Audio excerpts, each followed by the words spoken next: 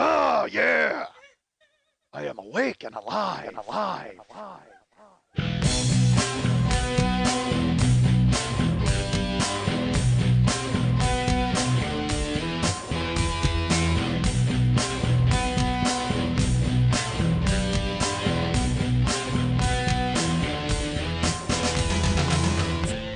I'm so great I gotta say it twice and cut it out once. My head's a syrup bottle that's getting tipped over every Wednesday. You're a storyteller in a storytelling podcast, and the only story you're telling now is a story about stories you don't want to tell! What the fuck? Hey, what's happening? Mike Schmidt, 40-Year-Old Boy Podcast. We had a false alarm a second ago, folks. We had a false start. I said, I'm ready when you are, and she hit the button and pointed at me, and I didn't think we were ready. I'm like, what are you doing there? There are themes that are universal in the show, folks. 1, I don't know when to start. 2, Lily points at me. 3, you guys bitching at me because I bitched about something or I did something wrong. I don't know what it is. I don't know. It's funny to me because, look, I bitch about headsets and I bitch about T-shirts and I do all those sorts of things. And then you guys write me, you're like, oh, my God, enough with the T-shirts. Well, dudes, free show. Honestly, free fucking show. You don't like it? Move on. There's a million other shows you can listen to. Because you know what? I am bitching about T-shirts, but I still think, and again, this is just me. I may be arrogant. I may have a high opinion of myself. I still think I'm entertaining and funny, even though I'm bitching about shirts. That's just me, okay? That's just me. You got to recognize, folks, I'm the only fucking guy here. So when I come in, I got to talk about what's going on with me. I mean, if you guys want to write me and tell me what's going on in your lives, I'll go ahead and read viewer mail and then bitch about whatever's going on in your fucking life. That's fine. I got no problem covering that. If you guys want to go ahead and fuel me and send me all sorts of, ask Dr. Schmidt and send me something about your own fucking life, and I'll go ahead and cover it and bitch about whatever's going on with your neighbor or somebody encroaching on your property line or somebody built a fence that's too fucking tall, I'll go ahead and jump all over that. But you know what my life is, folks? Headsets and T-shirts. That's it. That's why I bitch about it. That's all I got going on. And a fucking graveyard job that nobody should ever have to fucking work in a million fucking years, and yet I do. I drag my ass over there, and then I tell you about that, and everybody's like, oh, enough with the graveyard job. What the fuck? What do you want me to do? What else is there for me to fucking talk about, folks? We can't just do a show every time I go out of town. I mean, if I'm in town, I live a very fucking nothing life. I was going to say maudlin, but that's not even right. I live a normal fucking life. I live your life. I'm you. That's the whole point, folks. I'm you. Except I'm willing to come out here and talk about being me and what a fucking dipshit I am. You guys hide your dipshittery behind fucking, all sorts of clubs and raising kids. All right? That's fine. Good for you. Hide that dipshittery. Don't fucking let it out. Don't let the sun on it. Just let it go in the dark and fester and let mushrooms grow all over it because it's moldy and fucking dank. You got dank dipshittery. I unveil mine to the world because I don't want it to mold, folks. I don't want mushrooms growing on mine. I want mine to just move forward and blossom and be fine. I want to go ahead and air it out. You know what? The best deodorant for my life is to talk about it on this show. I'm verbal speed stick for my fucking shitty life. You guys hide yours. And then you bitch at me for bitching about mine. And now I'm bitching about you guys bitching at me. Because that's all I got, folks. I can't come on. What am I supposed to do? Come on here and be like, la, la, la, everything's great, la, la, la, la. You guys can get me at. I mean, that's literally what the show would be, for fuck's sake. I get emails. All right, and look, yes, there was a smoke alarm, I guess, in last week's show, and I heard from everybody, and I made a fun joke on Facebook. I was like, no, it's a heart monitor, making sure that I don't die. Like, I like, haha, we're all having fun. Didn't stop all of you from still writing me notes. Oh my God, there's a fucking smoke alarm in the back. Yes, there is. So skip this week. Go listen to one of the other episodes from 4 years ago that didn't have a smoke alarm, okay? Jesus fucking Christ. What do you want me to do about it? It's already recorded. The show's already recorded. And it's nice of you to tell me because I'll be honest with you. I do need to know these things, all right? I do want to know this because I didn't hear it. If I'd heard it, I would have fixed the fucking thing. That's the thing is Lily, she said to me, because I wrote her an email, I started forwarding your emails, and I'm like, hey, did you know this? And then she was in her house and she wrote me and she's like, yeah, it's happening now. I guess we didn't notice it on Wednesday because we didn't. If I had noticed it, you don't think I would have stopped? I heard neighbors arguing and it threw me off, for fuck's sake. I heard people shouting. I heard a murder next door and I stopped the fucking show and talked about it. You don't think I would have talked about that fucking chirping? I bitch about headsets and fucking and T-shirts. You don't think I would have bitched about chirping for hours and fucking hours? And then it would have turned into a circus where because I have a microphone, I could actually take it out of the stand. I would have walked over there and investigated what the fuck was going on. You know I would have done that, folks. Do you think I just purposely did it with that in the background and just wanted to not acknowledge it? I mean, as much as I try to make this a professional show, I am in a stripper's kitchen. You are aware of that. And in a stripper's kitchen, there are some fire hazards. And when there's a fire hazard, you have to put up a smoke alarm. Unfortunately, she doesn't care about her life, so she doesn't care to change the fucking smoke alarm battery. Because she didn't hear about it. All right, so wait. So let me tell you about this, folks. So this is great. You guys wrote me, and that's fine. Because, again, I do need to know about those sorts of things because I have no fucking clue that stuff's happening. And then I answered very nicely. But here's the thing. I have thousands of listeners, and they listen at different times. So the first wave of people come in on Thursday and Friday, and they're like, "Oh my God, dude, that fucking smoke alarm! It's oppressive and unbelievable." And I should tell you, as you know, I don't listen to the fucking show, so I mean, I have no fucking clue what they're talking about. But they're like, "Yeah, there's this chirping smoke alarm in the back," and then I wrote Lily, and she didn't know what it was because we didn't hear it, and so I responded nicely to people. I'm like, "Look, I'll do my best," but then, like I said, people listen certain days, so then like Sunday people are writing me, "Oh my God, that smoke alarm," and Monday, "Oh my God, that fucking smoke alarm," dude. And so then to me it's crazy. Like, I feel like, enough, you're fucking haranguing me about the smoke alarm, but you're all individuals. You don't all get together en masse and be like, "All right, here's what we're gonna do, let's time release the smoke alarm bitching so we get him really good and wound up." Even today I got a letter just before I left my house. I got a couple of letters before I left my house. I got a letter from some people telling me that they were very disappointed in the smoke alarm, and so I get to write them back and say, well, that's fine. And then I got a letter from a guy who runs a t-shirt company. He decided to write me today. I'll just tell you this real quick. I responded to T-Shirt Jones. I sent him a letter. I waited a few days because I went out of town. You guys know I was in Indianapolis. I'll get to that in a few minutes. But I wound up going out of town and I wasn't going to deal with that letter that I told you about last week. So although all I did was I basically told everybody about it. Anybody I could meet. When I went to Indianapolis, people who hadn't listened to the show, I'd be like, trust me, there's a thing. This is crazy. And the shirts are beautiful. I sold them in Indianapolis. I was real happy about that. And you're buying them through fucking, you're ordering. Anybody who's ordered a shirt, they go out tomorrow or Friday. So just know that those are on the way. If you ordered artwork, that's tricky. It's going to take a little longer because Mex has to get that to me and then we have to get it to you. So there's a process, but the shirts I can just send. So I will get those sent out. But people were asking me about the shirt guy, and I took a few days and I didn't answer him. And then finally I sent him a note yesterday and just said, because I could not decide. I literally could not decide if I wanted to just go ahead and call him a cunt for 4 paragraphs or just try to be nice about it. Like, I high road it. Not nice, certainly not nice because I was not happy.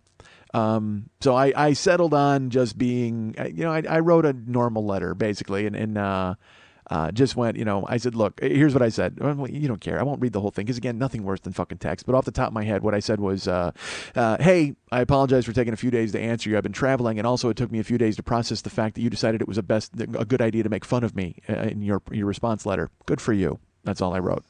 And then I said, I don't need a refund. The shirts are fine. I said, but you don't care about my input. You made that very clear in the thing that you sent me. Mike Schmidt, send the invoice and I'll pay it. And then he wrote me today, and guess what, folks? He was just kidding. Oh, he was just having fun. He actually said, he goes, that's my sense of humor. I was making light of the situation. The situation where somebody was disappointed in my company and wasn't happy with the service, so I decided to make fun of it in a letter because I thought we'd all have a great laugh over the fact that he was really pissed off about the fact that the fucking company had let him down. That's how I treat all of the customer complaints. I make a ridiculous joke within the body of the email, and we all have a great laugh. Fuck you. So they sent me the invoice, so I got to pay that and get it squared away. But I will tell you, I asked for feedback last week. I'm like, you need to tell me if I am wrong.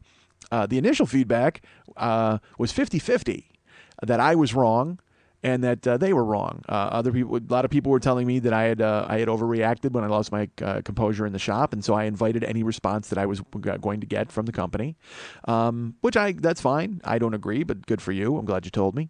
And then it actually, as it went on, it turned out to be a lot more people who agreed with me and felt that I wasn't wrong. But I will tell you, when I got those first 40 emails and I opened them up and it was about 24 and 20 against me, I was like, did I fuck this up? I mean, because then I really started to genuinely think maybe I was wrong. I mean, I guess maybe I was wrong in the way I handled things. But I will say from those opening few, I might have gotten another 5 telling me that I was wrong, and then everybody else has been kind of, with me. And again, you feel the way you feel. It doesn't matter.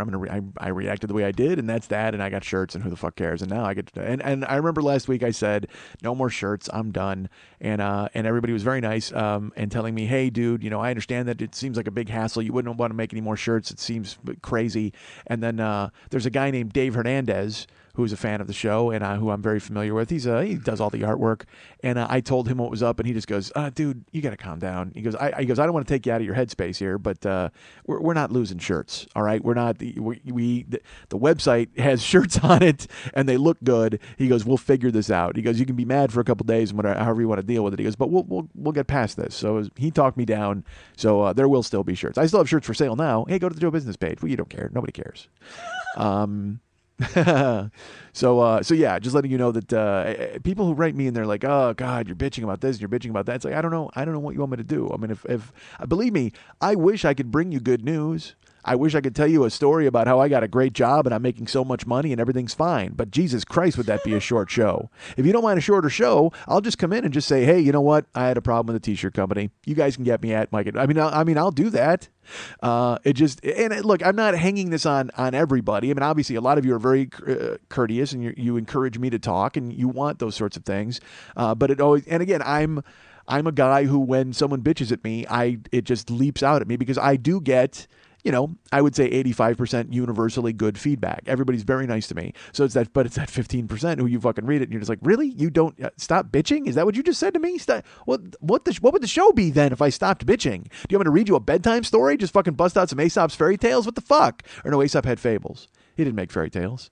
Aesop's he's got like Fox and the Grapes. And that's is the fox looks in the lake and then he drops the grapes because he's mad at the other fox, right? Is that what that is? Yeah, I think so. Fucking Aesop. That dude. What the fuck is with an Aesop? Him bitching about foxes and grapes. What the fuck, Aesop? You need a talk show. You need to bring in guests. Aesop, you need guests. You're sitting there bitching about fucking goats and their leaping abilities. I don't know. I don't remember that fable at all. By the way, I remember the fox and the grapes. I do not remember the goat and his leaping ability. That was not a fable. That sounds more like just like a statement of fact, right? I have leaping goats in my head because did you see the clip of the leaping goat? Oh my God. Look, you've seen it, right? Everybody out there has seen it. You have the internet. If you have not seen it, get right now. I'm in your iPod vagina. Pause me and go Google Buttermilk the goat. That's all you got to do. Because it's just the 1 minute clip of this asshole goat who's running around and kicking people. It's the fucking greatest thing in the world. There's the best part. All right, I think he's fun. It's so funny. Everybody's like, "God, this goat is a dick." And I'm like, no, he's just like a fucking goat who's like happy to be a goat. Look, if you lived in a cage all fucking day, all right, why are you making a face? Did you look him up? Okay, are you watching his clip? All right, then what'd you make a face about? Because you thought I was lying? Did you think I made up Buttermilk the goat? No, it's totally true. Oh my God, that's funny. She's on the internet like looking up Buttermilk the goat, and she made this weird face. You see him jumping around? He drive-by'd that one fucking dude, and you're still watching the clip, right? Wait till the end. The very end is my favorite part. So this goat, he's just, and everybody's like, "Oh my God, this goat's a dick." No, man. He's out. He's out doing goat stuff, and he's happy. So he's jumping around, he's leaping around, just because the other goats are all cool. Fuck that. This fucking goat is jumping around, and he's having a good time because he lives in a cage. If you lived in a cage, when they let you out of that cage, wouldn't you jump around like a psychopath? I would. Think about jail. I can't even understand. If you're in jail and you're a prisoner and you're locked down, when they let you in the yard, I would do ballet. Like I would run around and do fucking plies and shit because you're in that fucking confined space. Why wouldn't you, when you got out in the yard, just jump around and do whatever the fuck you possibly could? Fuck lifting weights. You could do that in your room. Fuck playing basketball. You could shoot like waste paper fucking basketball and fuck yard rape. You can do rape in your room. When you get to the actual yard, go out and have some goddamn fun. Did you see it? Ha, you made a face. He totally did a backflip of that other goat and knocked him over. But look, why are you guys sad about this goat? Everybody's like, "This goat's a dick." No, he's not. He's fucking awesome. And then, even worse, dude, look at the other goats. They totally take it in stride. They're like, "That's just buttermilk." That's what they said. No. Yeah, they're totally excited about it. I'm excited for buttermilk. Fuck that. And so, of course, I showed that to Karen. She's like, "Now I want a goat." I'm like, "Of course you do." Because you're hoping it will run by and kick me and knock me over. That's all you root for is my eventual demise. You hope for me to be toppled over. You're watching it again a second time? Yes, because Buttermilk the goat is fucking awesome. I can't stop watching it. Oh my God. Yeah, he just leaps around and he makes his little goat noises and then he fucking kicks a couple of dudes and then he does a backflip off another goat and is like, awesome. Yes, Buttermilk the goat is genius. And all you people are bitching about, you know what? Quit bitching at Buttermilk the goat for his jumping and quit bitching at me, right? You know what? I look at all of you together. Anybody who would bitch at me is that's the kind of person who would bitch at a goat. He lives in a goddamn cage. Let him do his fucking goat stuff. All right. Folks, by the way, let's talk about this real quick. Let's talk about music. All right, and more specifically, let's talk about popular music. Because I have a question. Is there now a template where everybody has to make music that sounds like it's from a cereal commercial? Because I have in my car, I have like, XM satellite radio, and I get satellite radio so I don't have to listen to commercials. But also in my head, I said it was going to be a way to discover new artists. Because I wanted to still stay in touch with everybody and know what was going on. So on my presets, I have, the Springsteen station and the Pearl Jam station, and then there's Classic Rewind, which of course plays Boston and Neil Young and all that bullshit. And then there's a New Wave station, which plays all 80s, alternative, which is great. But then I have 2 presets for the hits, like now hits. And I go and I listen. And man, I don't. Why is everybody so fucking happy? Why is everybody in music so goddamn happy? I heard a song by Train. All right, this is the thing. They all sound the same. That's what drives me fucking crazy. I heard a new song by Panic at the Disco. I heard a song by Train, and then I heard that new song by there's that Call Me Maybe chick, Carly Rae Jepsen. Which, by the way, that's a fucking catchy ass song. I don't care if you want to be an old person or a young person. That's a fucking catchy song. You can't. People get mad at her, and it just became ubiquitous. Just like that Goite song, that fucking someone that I used to know, and people make fun of it. And it's like, dude, I would listen to that song on a loop forever. I don't care. It's just catchy as fuck. But the same. So I heard Panic at the Disco, and I heard Train, and then I heard the new Carly Rae Jepsen song where she's with the guy from Owl City. And it's awful. I mean, I think the same guy is they have those hit makers of the beat machines or whoever the fuck, not who the fuck is that guy? What's his name? Hype Williams, is that his name? All these dudes write the same songs for the same guys. So you listen to it and it's all this like, and they're like, we're having fun and everybody loves everything. And it's like, I don't know. Why don't you have any emotional connection at all to your songs? I don't get it. It's just every single new top 40 song. And again, look, I'm not saying anything that any other 45-year-old man from the past hasn't said about the music of his day, all right? Anybody who turned 45 in 1965 was like, what's with this rickety-rackety Beatles and ooh, where's my fucking jug bands? I like those. I need a violin in my music. That's, of course, those people. And anybody who's 45 in 1980 is like, who the hell is this fucking Oingo Boingo? I don't know what they are. Look, I don't know if Boingo was around in 1980. I have no fucking clue, all right? But the bottom line is anybody who's been old has looked at young people's music and gone, what the fuck? Well, but I have to ask you, young people, what are you so fucking happy about? Why are you so happy? Take a look around at the world. Turn your radio off and look around at the world and tell me again that you'll turn your radio on and be happy with that goddamn music. Nobody's happy, or maybe that's your escape. I apologize, young people. Maybe everything is so shitty that you have to turn on the radio and hear Panic at the Disco having a good time in order to make sure that you have a good time yourself. I apologize. I withdraw. Is there a judge here? I don't think there is. If there was one, you know what I would do? I would object. All right. To his very presence. I would not object about anything other than his being here, and I would force him to leave. Because I don't know if I mentioned this earlier in the show, folks. It's just me here. It's just me talking. Maybe the judge has some concerns. Maybe he'd like to bring some concerns to the bench. Maybe I'll approach the bench. Judge? No? Okay, good. There is a judge here. That's right. I fooled you people, because now, every week, because of what happened last week, in case there's some sort of litigation with a t-shirt company, I need to have a judge on premises. I just went to the courthouse, and anybody who wanders by in a robe, I'm like, I need you for about 9 hours. And it was a good thing he came here, because you know what he did? He fixed the smoke alarm. We couldn't do it. If the judge were not here, you'd be hearing chirping, motherfuckers. And then sending me a letter, click, clack, click, clack, click, click, click, click, clack, clack, clack, smoke alarm. No, honestly, here's what happened, folks. We heard the smoke alarm. Well, I didn't hear it, right, as I mentioned. I heard the bleating of the masses about the smoke alarm, and I mentioned it to Lily, and then she went, oh, yeah, I guess that's happening. And I was like, all right, well, and I responded to everyone via email or Twitter, and I said, I did not notice that. I'm on it for next week. Don't worry about it. And that was fine. And then I went out for a birthday. It was my birthday this past weekend. Thank you to everybody who wished me happy birthday on Facebook and stuff. I will get to that. I promise. I was off social media for here's the bad thing. All right. When I go out of town and I do a show, I don't go onto social media because I have to make myself concentrate on being funny. So the last time I was on social media was Thursday, really. Because that's, I flew into Indianapolis and did some things. I'll get to that in a few minutes. But, so on Friday morning, I make myself concentrate on the show. Because, there are people who paid, as opposed to you people. What a dick move that was. You people, I don't give a shit. All right, so is that okay, Judge? Is that allowable? Good, thank you. So I wanted to go ahead and I stay off social media, and then I do the show And then Saturday is a travel day, so I have very little time to do social media. Now, I know what you're thinking, Mike, you have a smartphone, like you have an iPhone, you could go on and write on Facebook and on Twitter with your phone. Yes, but my thumbs are angry. Every time I try to do that, some fucking word is wrong, and you can't delete from mobile Facebook. You have to constantly proofread everything, and plus I'm flying, man. I'm going, and it was whatever the fuck, you'll hear about it. But I hate doing that. So Saturday I flew, and then when I got home, it took forever to get back. Whatever and then I can't go on social media on Saturday. So that's Friday, and then that's Saturday, and then Sunday this weekend was my birthday, and I had things to do, which is fine. But more importantly, one of those things was not going on Facebook and answering everybody who wrote happy birthday to me, because a lot of you were very nice and wrote it on my wall. And it's so funny. This happened last year, too. People were very nice, and they wrote on my Facebook wall. They're like, happy birthday. And I was going to write a blanket. Everybody who wished me a happy birthday, thanks so much. It's so nice of you. But in my head, I was like, no, you fucking asshole. It wasn't a hive mind who wished you happy birthday.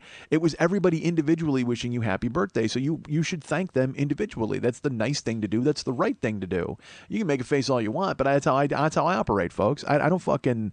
Because, again, if you were nice enough... It's like when you send me an email, which I will get to those eventually, I swear. But if you write me a note on Facebook or you write something, I feel that I should answer you because, we're in this together. Fuck. If you're not listening, I ain't doing this fucking show. Same thing when I go on the road. If David Kemp doesn't set up the page in Indianapolis, granted, there was a guy named Jeremy T. Poland who said, I was about to set up a page for Indianapolis. Well, good for you, gravy train Jeremy. Lucky for us, David Kemp beat you to it. Take that. That's mean. How rude is that? No, Jeremy's a good guy. He's a comic in Chicago. But yeah, David set up the page. If he doesn't set up the page, then I don't even know that Indianapolis cares. So I don't show up there. So that's the thing, is we're kind of all in this. It's a symbiotic relationship. So that's how I feel about this particular show. You know what I mean? It's like, and so if you write me and you want an answer from me and you interact with me, well, fuck, I got to write you back. I mean, and I got to thank you individually. You make a face all you want. I don't know why you're doing that today. Why are you making all these faces at me today? I know you're in a sour mood because you're magic bullshit, but leave me alone with your sour faces. Poor Lily. I come in, the first thing I had when I walk in the door, she's lost a wand. And she's like searching the house for this wand. I'm like, what the fuck? What do you mean a wand? She's like, well, Eddie's got like all these different like magic stuff, and I lost my magic wand. I'm like, I don't even know. I don't even want. How many other people can make that claim, folks? Honestly, who among you is interesting enough to go to someone's house and when you walk in, they go, we'll get to this in a second, I lost my magic wand. Unless you're friends with the guy whose hat created Frosty the Snowman, none of you, absolutely none of you can make that claim. I'm the only one who can walk into a stripper's apartment and have her say, hey, I lost my magic wand. And I know what you're thinking. I should be the one who, when I walk into a stripper's apartment, say, hey, I'd really like to lose my magic wand. Of course I would. But instead, I walked in and she lost her magic wand and her phone. All right, she actually meant her phone. I think she may have said wand or phone. I can't decide. Whatever the fuck. She was missing something, folks. But then I walked in and it was just a, So, all right, let me get to that. So I need to answer. So Sunday I wasn't on. I wanted to wait for. Here's how. Again, I'm an idiot. I didn't want to start answering people until it had run its course. Like I didn't want to start saying, all right, because here's why. I will go on Twitter, and I will start answering people on Twitter, and they will answer me back in the moment because they all use their phones to Twitter, and I don't. I sit down I'm a single-serving Twitter user, okay? I sit down and I answer everybody at once. Very rarely do I converse back and forth, but I do when I'm sitting down there. So, I did make sure to answer Twitter on Monday because there were 70 sitting there. So I had to answer those people about my show and about my birthday and about last week's show and about smoke alarms and t-shirts. So I answered everybody as best I could, but then they're all writing me back. So then I had to do that and catch up and blah, blah, blah. And Comedy Film Nerds and Dark Knight and whatever the fuck. So I got Twitter out of the way and then well, I can get to Facebook, but I can't while everybody's still wishing me happy birthday because then as I answer them and say thanks, then they write me again and I got to double back and I got to go down the page and fuck, you don't care. Look, when that timeline thing, this just gets into who I am as a guy, all right? I need to answer them all at once. I can't have any thread that's not closed. So I wasn't on Sunday either. So I wasn't on Friday. I wasn't on Saturday. I wasn't on Sunday. So people were writing me about the last week's podcast and the shirt nonsense. People were writing me about Indianapolis and the live show. And then Sunday, everybody started writing me about my birthday. So you can imagine how far behind I am, and I'll get to it. All right. So then, Monday comes along, and I had to go, and I had another thing Monday night that I had to do, and I'll get to that in a second. And then there was yesterday where I could have done something, but instead I had to sleep because I haven't slept in fucking forever. Because I'm not sleeping. I'm doing a bad thing where I don't sleep, folks. What was the point of this whole thing? There wasn't just a fucking travelogue of what I'd done. there was a point, wasn't there? You don't care. Judge? Confused. The judge doesn't know either. All right. We're in this together. You can't answer in line. You had to go through everything. True. Email. Oh, all right. I'll tell you this. So I wrote Lily about the smoke. I answered all of you on Twitter, and I was like, the smoke alarm, yes, we're on it. Don't worry, everything's fine. And then the days have gone by where I haven't really answered anybody on Facebook, but I will. I'll get to it, and that's fine. And then sure enough, so I come here today to do the show. It's Wednesday afternoon, folks, and I was on time. I was ready to get here by 4 o'clock. I got here by 3:45. I parked downstairs. I come upstairs, and Lily's like, "Ugh, I lost track of time, and I lost my wand. Hold on." And then she lets me in the door, and I come in. And I hear, blip, and my heart sank. My heart fucking sank because I didn't hear it last week, okay? I heard no smoke alarm. I didn't hear anything at all. And then I walk into her apartment today, and I hear, blip, and I'm like, in my brain, I'm like, that was the smoke alarm chirp. And she just goes, yeah, but unsolicited. I didn't talk to her, okay? We walk in, she's like, oh my God, I lost this thing, and I've got to write an email, and blip, and she goes, oh yeah, and I didn't get to fix that.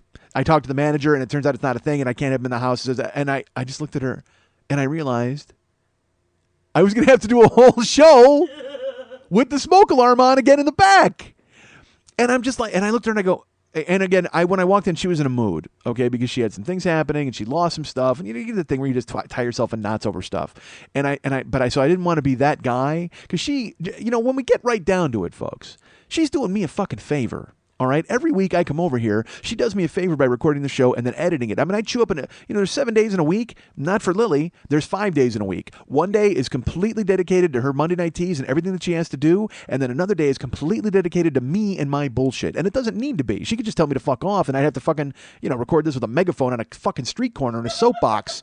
Like Jimmy Swaggart, fuck. So I have to kind of tread lightly when she starts to kind of bitch and there's things going on in her house, because I don't want to say the wrong thing, because she doesn't even need me here. She could just go, hey, motherfucker, go home. Seriously, I don't need your shit today. And she could, and she should, quite frankly. But so she started bitching, and she's going on. And, I was actually gonna, what I wanted to do? I wanted to just go on Facebook and say, hey, Lily's bitching to me. You guys write her and tell her not to bitch about stuff, because it appears that you're all very good at that. But I heard the chirping, and I sat there, and I'm like, oh. And then when it got quiet, I looked at her, and I go, I wish you would have told me that was still happening. And she's like, well, I tried to get the manager in here, but he can't come into the building, and I can't get him in the apartment. And so I looked, and I'm trying to find a battery. Oh my God, Eddie, I can't believe he's not here, and I got to go ahead and find a battery right now. And why wouldn't Eddie be here to find the batteries? I'm kind of the guy in this household anyway. And she starts opening drawers, and she's looking for batteries. And here's my favorite. She's looking for a 9-volt battery. All right. I think all of you battery aficionados know that nobody has a 9-volt battery in their house. We all have C batteries. We have D batteries, double Ds, and A batteries, because that's what remote controls run on. Nothing runs on a 9-volt anymore, because that stupid hat you got to put on the 9-volt, everybody hates it.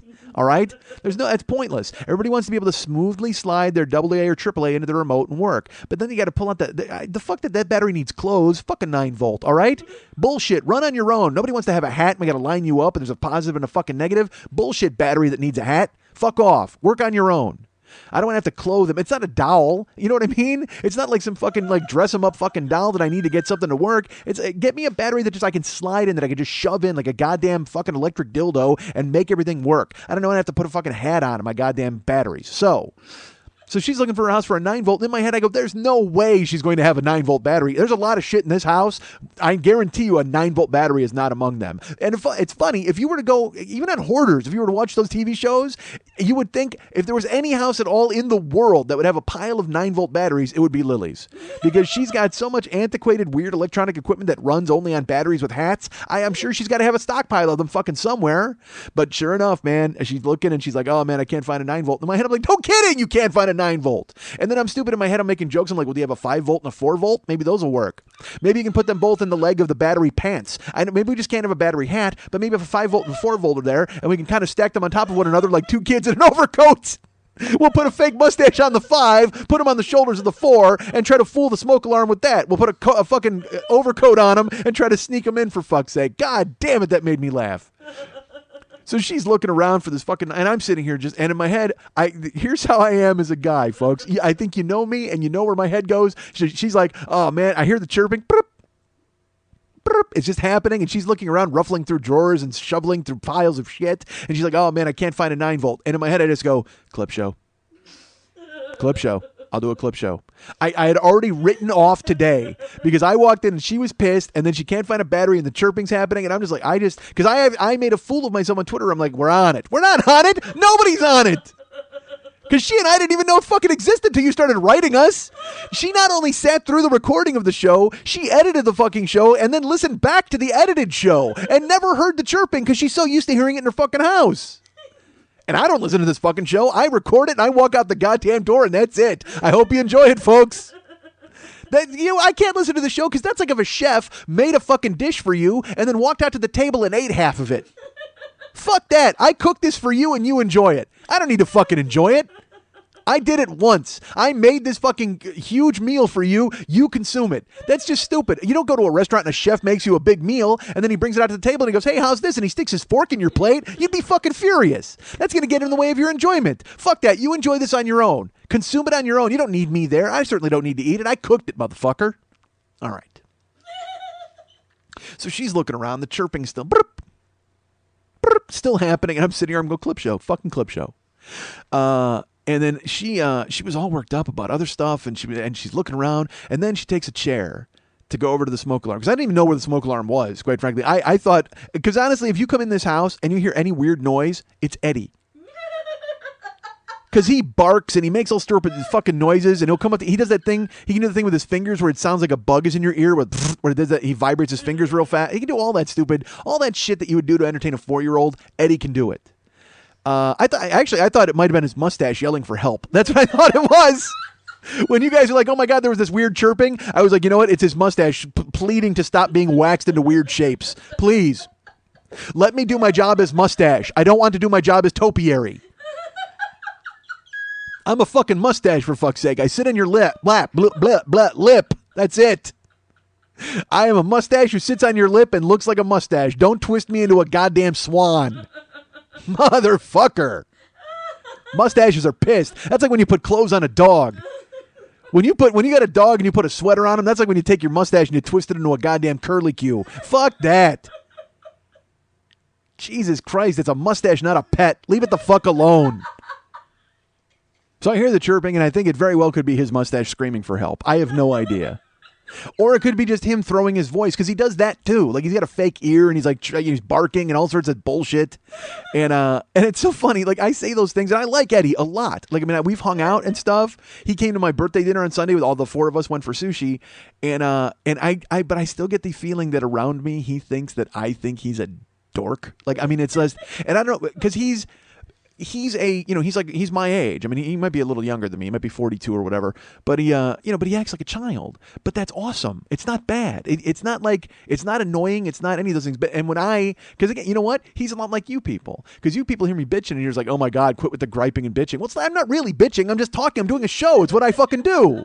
So when I talk about Eddie and I say shit, I still think that he really thinks that I think he's a fucking dummy because he has his fucking weird mustache and his weird ear and he barks. But at the same time, I also know he doesn't give a fuck because he is another one of those dudes who's just so comfortable being himself that it doesn't matter to him.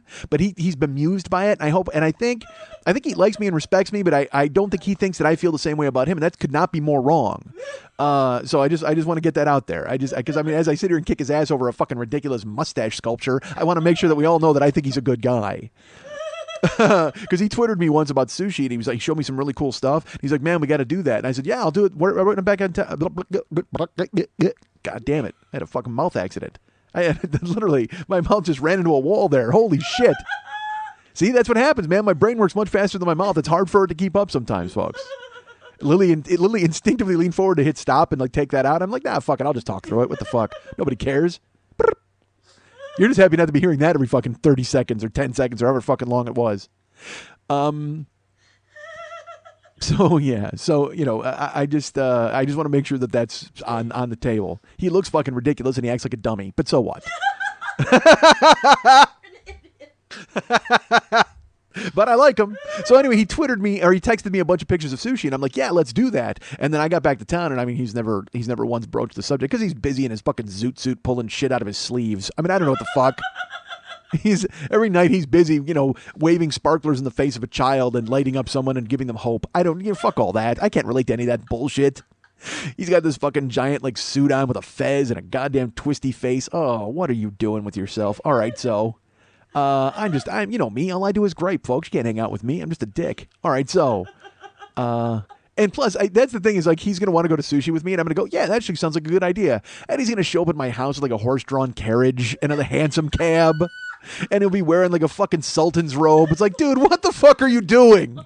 Can't we just go get a fucking sandwich? Honestly, if you want to have sushi, I'm fine. But you don't have to bring the fucking palace with you. Jesus Christ. Literally, he's floating above my house on a magic carpet. Oh, the Sultan has sent me to take you for sushi. Oh, fucking fix your mustache. I'd rather walk. Fat me, would rather walk than hold your waist on a magic carpet on the way to a sushi adventure. Fuck that, mustachioso. Shave it.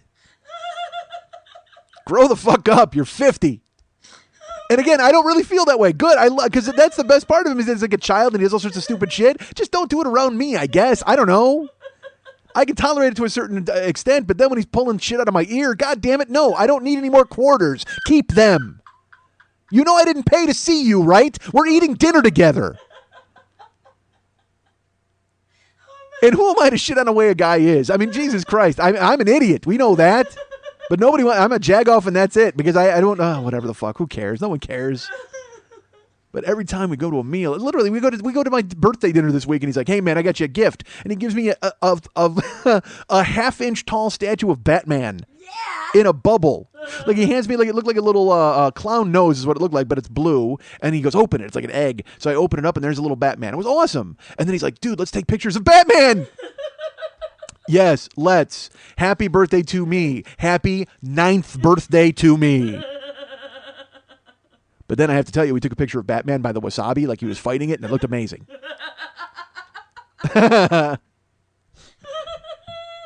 All right. So the fuck is I talking about? So we're here. So yeah, the chirping is happening. And are you okay? All right. All right. Sure, I did. Thank you for playing along. Drink something. Yeah, that's a good plan. Judge, can we Heimlich Lily? All right. I'm just happy you're not in the mood you were in when I got here. All right. Yeah, that was grim, folks. Oh, it was grim when I walked in. And so she's like, hey, I couldn't get the manager in here, and the chirping is happening. I'm like clip show. I wrote it off. And then she goes to grab. She's looking for a battery, fucking all over the place. And then she grabs the chair that she sits in, and she brings it over to the smoke alarm. And I go, do you want me to do that? She's like, no, I'm fine. And I know she's gonna fall. And I go, I'm taller than you. I could probably reach it. You want me to do that? No, I'm good. So I look over and she's, stretching, which is fine with me. I'm cool with that. Or it's like, she's standing on a chair, reaching up as high as she can, and her shirt's coming up. And I'm like, all right, I can deal with that. You go ahead and change that. But then she opens it up and it's making the noise. And then she tries to take the battery out. But the thing is, when it's a low battery, it's telling you there's a low battery. So what you need to do is you need to get the battery out and put a new one in. But even when you take the battery out, then it starts making a chirp that tells you there's no battery in the smoke detector and it's not going to work. It has a weird sensor that works to tell you there's no battery as well as one that there's a low battery. I don't know if there's one for a glow battery or a show battery, only for a no battery or a low battery. So she's over there, she's fixing it, and then she looks for a 9-volt, and then she was looking through piles of stuff in the living room, and she comes back with the chair, and she puts it down, and she grabs a stepladder.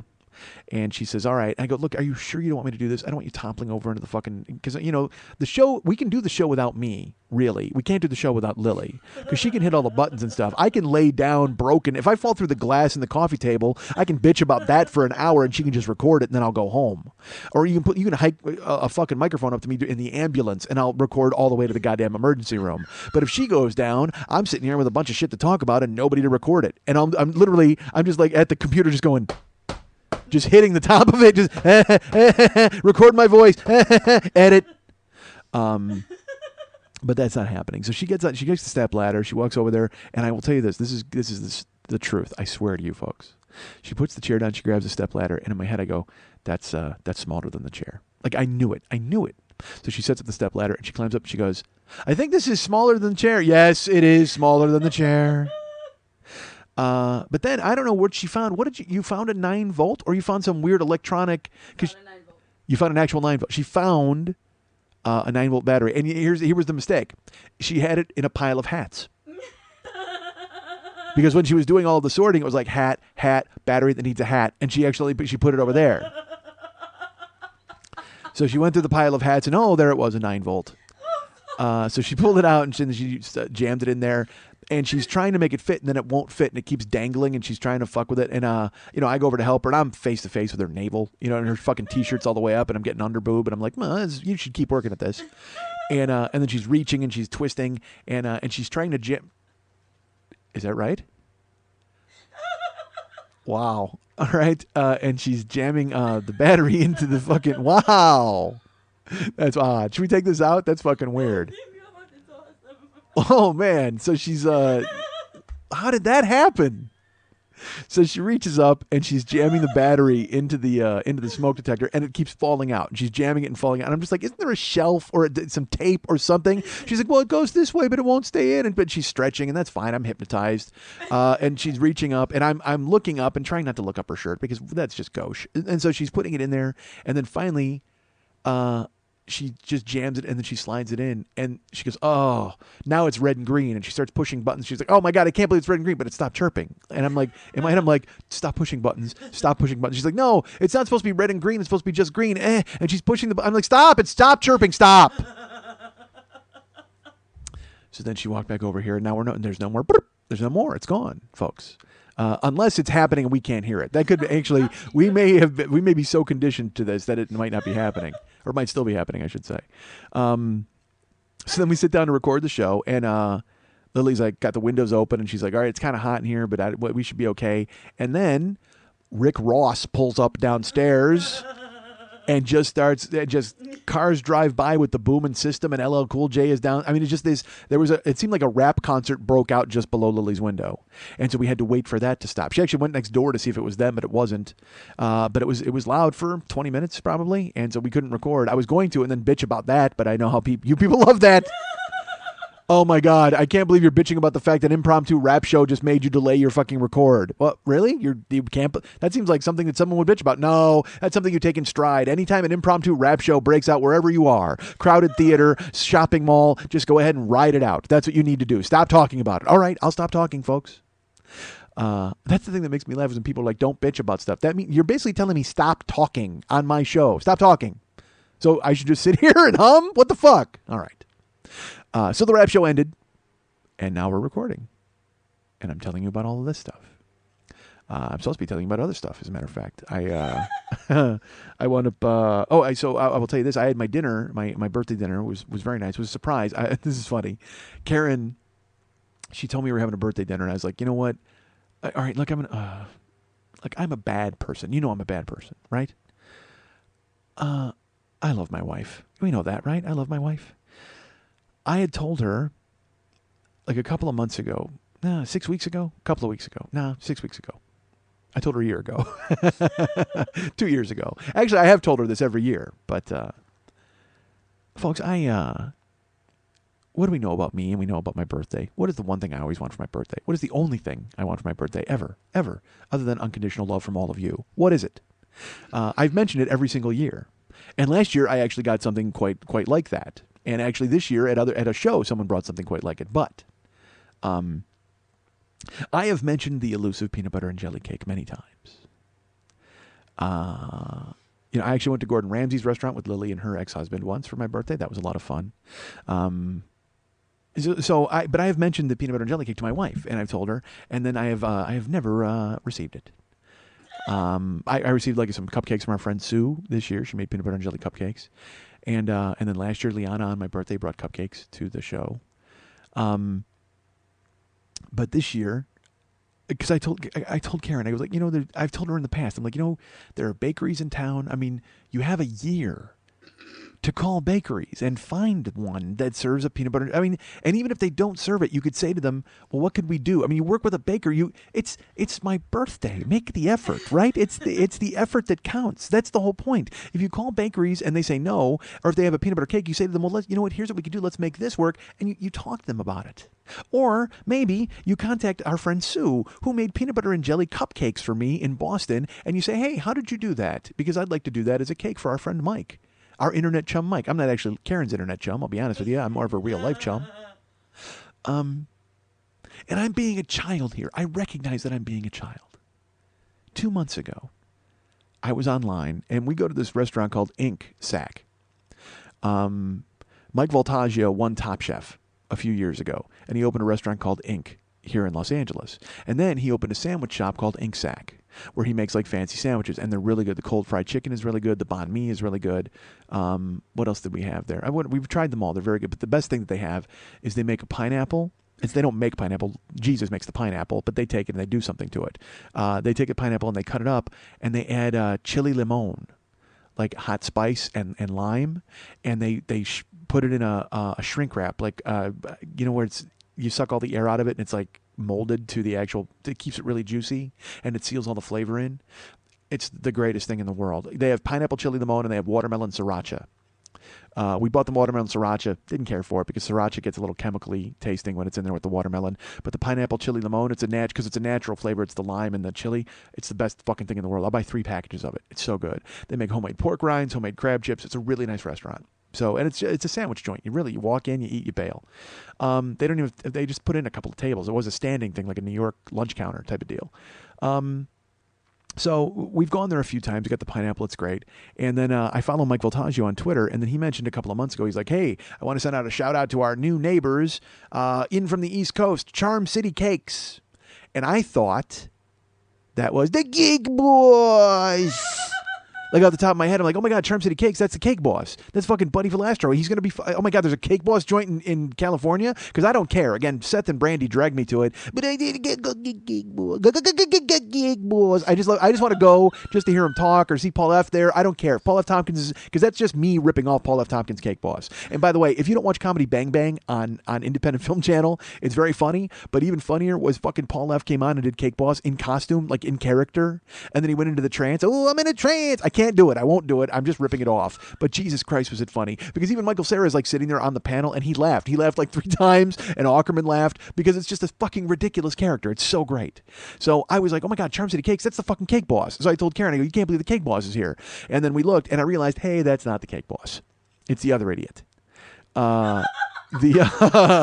Some other TV cake idiot, you know what I mean? Where they've got him and he's coming out. It's the bald guy. He's on I forget his name. Dexter. What the fuck? I don't care. Cake Jones. Who cares? Frosting Wilson. He's a guy. Billy Fondant. I have no idea what his name is, but it's from Baltimore and he owns Charm City Cakes. And then he got his own show, Ace of Cakes. That's who he is. He's the Ace of Cakes. All right. And he saw the sign that he should open a shop in Los Angeles, and so he did. So. You don't have to fake laugh. That's fine. That was for me. So he formed this shop. So I went to his website because I wanted to see the address, and it's right by Inksack. And it had, I told you folks, I lose myself in the challenge show. Like I turn my head off and I watch these cake competitions. I don't want to see these shows where they go into the cake and they're like, discussing family life and all yelling at one another and they're drawing a cake map. I don't give a shit about that. I just want to see you cook a cake in a competition, all right? So I'll watch those because I can just turn my brain off and I don't give a shit about personal. It's like when I watch Chopped. I watch Chopped and I love it, but I don't give a fuck about your story or your life. Well, why are you here? Well, my kid has cancer. Really? And you think making a stew is going to fucking help him? Get the fuck out of here. Go home and take care of your kid. Don't take a day off to make me fucking creme brulee. I don't get it.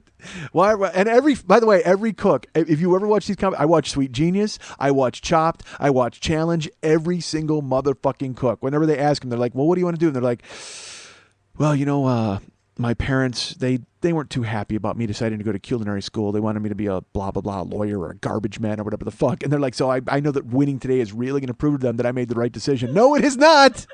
It is absolutely not. Oh my God, I can't believe you're going to make paella for a panel of 3 in an hour. I think this definitely proves that you're definitely making the right decision in your life. No. Stop trying to make your family love you. through pancakes. If they don't love you by now, your soup ain't going to change their mind. Mom, you don't love me, but I just made Chateaubriand in 20 minutes out of a fucking picnic basket that had oatmeal in it. So what? Nobody gives a shit. And quit telling me your sob story. Tell it walking. Make me an omelet and see if it's any good. If it's not any good, you're going home. I don't give a fuck about you, your cancer, your kid, your parents. Nobody. I hate it. I hate it. I watch those shows to see people cook and shut the fuck up. But then they always try to justify their thing. They'll be like, oh, I didn't want to cook the gum because I thought it would be bad. Whatever the fuck. Leave me alone. All right. But I love the show. All right. So that's why I don't watch Ace of Cakes, because it's like, it's not them making cake. It's every other piece of shit thing around them making a cake. Oh, and then we drew a map of the cake, but it turned out to be too big. And so we all yelled at each other for 24 minutes. Let's go to commercial. They come back. It's like, oh, I was going to make this cake, but then instead I drove a chopper into the kitchen. Hey, geek boy. Yeah. Fuck you. And then Gina was yelling at Angie, and then Angie was on at Gina, and Fungu, I bit my hand. Hey, cake boys. Shut the fuck up. Don't care. Don't want to know about you or your life. Make me a cake. You're the cake boss? Then fucking order a cake out here. Make that cake punch in and serve me. God damn it. All right. So, but I don't like the fucking talking. Cook. So Charm City Cakes, they open a shop out here. And I go to their website and I look, and they've got all pictures of fondant, and then they have their flavors, cake flavors that they make. And they make all sorts of different flavors. They make chocolate. They make a vanilla. I think there's a strawberry cake. They make cake flavor, wedding cake flavor. But literally, there might be 40 different cakes that they specialize in. And I look, and guess what's on the list, folks? Charm City Cakes apparently listens to this podcast. And they found out that this community was being underserved in the children's lunch version of cake department. So they have a peanut butter and jelly cake that they make. Only they use grape jelly, which I would choose to not eat. I would tell them to make it with strawberry jelly. And if they would say no, I would say, well, then, I guess the first word in your title is not valid. Because if you had any sort of charm, you would make me a strawberry jelly cake. And I don't want to hear about consistency and preserves, and fuck you. Make my cake. So I said, so I opened up, I looked at the website, and I was like, oh my God. And Karen's like, what? And I go, this place just opened by Inksack. She's like, really? And I go, yeah, it's Charm City Cakes. She's like, oh, okay. And I said, and I looked at the flavors. I go, you're not going to believe this. She's like, what? I go, come here and take a look. She comes over and I point at it. I go, oh my God. She goes, oh, that's amazing. I go, yeah. I go, you've called every bakery for miles around. At least you've assured me you have, because I know for over the years you've told me over and over, you've talked to every single bakery that you could possibly ever drive to in California, and they don't make this. Well, now, finally, look. A bakery that is right by a place where we eat sandwiches has opened up, and they make a peanut butter and jelly cake. And she's like, that's amazing. And I said, yeah, because it seems weird that they invent it, because as you've mentioned many times, no bakery for miles around will make this sort of cake. And you've called them all, right? You have called them all? Yes, Michael, I've called them all. Good. Well, now we know, however, there's one you haven't called. They just opened, and they make it. You don't even need to call them and ask. It's right on their fucking website. It's right there. Right there, peanut butter and jelly cake. They got it. She's like, that's amazing. I said, yes. She goes, what's it called again? And I said, Charm City Cakes. She goes, what's the web address? I go, well, CharmCityCakes, probably.com, I would imagine. Or you could just Google Ace of Idiots or whatever the fuck his name is and find him. And also you can call Inc. and say, hey, what's that cake joint next to you? Probably that. There's probably many ways you could find this. She's like, I'll remember that. I said, okay, that's good. That was like 2 months ago. And I knew. Finally, this was the year. The elusive peanut butter and jelly cake would show up. It would arrive. I didn't know how she was going to hide it. I didn't know when she was going to pick it up. I was excited, though. I could not. And the thing is, I was out of town. I was out of town on Friday. So you figure she could pick it up on Friday, and then when I got back to town on Saturday, it would be there on the countertop, waiting, staring. Beautiful. And so I was like, all right, well, I've done, my work here is finished. I've shown her where to go. Because in the past, I think I've told you, I didn't want to start calling bakeries and looking for my own cake and then subtly hinting to Karen, hey, there's this bakery over here. We're at the point now where I should just order the motherfucker and eat it and not even tell her. Like, she wouldn't even know. She wouldn't even have to fucking know. I could order it myself and take it and eat it, right? Right? I should do that. But I've done everything I possibly could to make this as lappy for her as possible.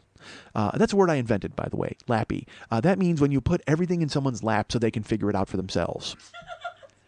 I invented it for comedy, because I was for jokes. I was like, well, yeah, if you want to go up and do lappy jokes, that's fine, because that means that's jokes where you just basically, there's no left turn. Anybody wants to do just fucking lappy jokes, fuck you. But it's like, it's just when you just reinforce stereotypes or you confirm people's comfort levels and you just appeal to that lowest common denominator and you do, that's lappy, because you've done all the work for them. I like jokes that make people have to do the work, which is why I don't do stand-up anymore. That's why nobody will book me, because I have to give you a fucking Tinker Toy set to assemble of goddamn jokes. Everybody's like, dude, you know what? You're like me. You're the audience members. You're me. And I'm life. Like for me, I just want life to, I don't want to show my work, algebra. I just wanted to tell you that X equals 6. That's all I want to do. And you're like, show your work. Well, then I'm on stage and I expect you to show your work by solving my fucking verbal algebra. Why the fuck do I do that? I should just do lappy jokes and then I'd get booked. But I'm incapable, folks. I can't be lappy. So I made this whole cake situation as lappy for Karen as I possibly could.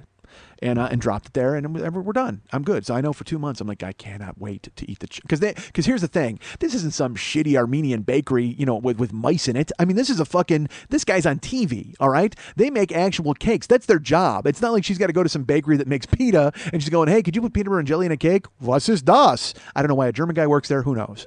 But sure enough, she doesn't have to go find some bakery. It's now, Karen, all of the work has been done for her. She does not need to go to a bakery and provide a schematic of peanut butter and jelly and flour and say, this is how we should do it and construct a tower just like this. She doesn't have to do any of that. She just needs to call them and say, hey, I want one of your famous peanut butter and jelly cakes. Can you put strawberry in it instead of grape? That's the only thing she has to do. So that's good. So she's got that ready. And so now I know I'm getting a peanut butter and jelly cake. And then sure enough, I get off the plane on, I can't wait, Saturday. I'm so excited to go home and see my peanut butter and jelly cake on the counter. And we walk in and it's not there. But that's okay because it's not my birthday. So I know obviously she's got it stored somewhere else or she's going to pick it up. And so then Saturday's fine. We live our lives. And I have to go and I have to work that night. And so I work in the graveyardville. I get home in the morning and I walk up and on my front door, there's a picture of little Schmitty. And it says, happy birthday, Michael. And it's taped to the door. I'm like, oh, that's awesome. So I said, I can't wait to look at these pictures while I'm eating that cake. So I open the door and I come in and there's another picture on the wall directly in front of the door, like on the back. It's like, yeah, oh, Michael, yay, happy birthday. And it's little Schmitty. And I'm like, yay. And then I look over and tied on my office chair, there's balloons. And on my computer screen, she has taped a picture of Mr. Schmitty, of little Schmitty, and it's like, "Happy birthday, Michael! Yay!" And then I went, "Why the fuck would you use tape on the computer screen?" I'm still happy, mind you. I'm still excited about my birthday and all of these well wishes, but I have to be honest with you. My brain immediately went, "I hope that's not taped on there." And then I reached, yeah, it was taped over the lens of the camera that is on the actual Mac desktop. She put tape over the lens to put the piece of paper on there. So I haven't even tried to take another picture. I have no idea if I will now look like Barbara Walters every time I take a photo with my webcam. The people on Chat Roulette will find out soon enough. So, my cock will be constantly in shadow. So, I see that there and I'm like, oh, that's great. And then I have to go use the restroom. I put my stuff down and I go in the restroom and on the mirror in the bathroom is little Schmitty and he's taped up. Yay, happy birthday. I'm like, oh, this is so cool. And I look and then I go on my desk and there's a huge cake plate. Like it's a big cake plate, but it's noticeably flat. And I'm like, well, they make a really small cake over there at Charm City Cakes.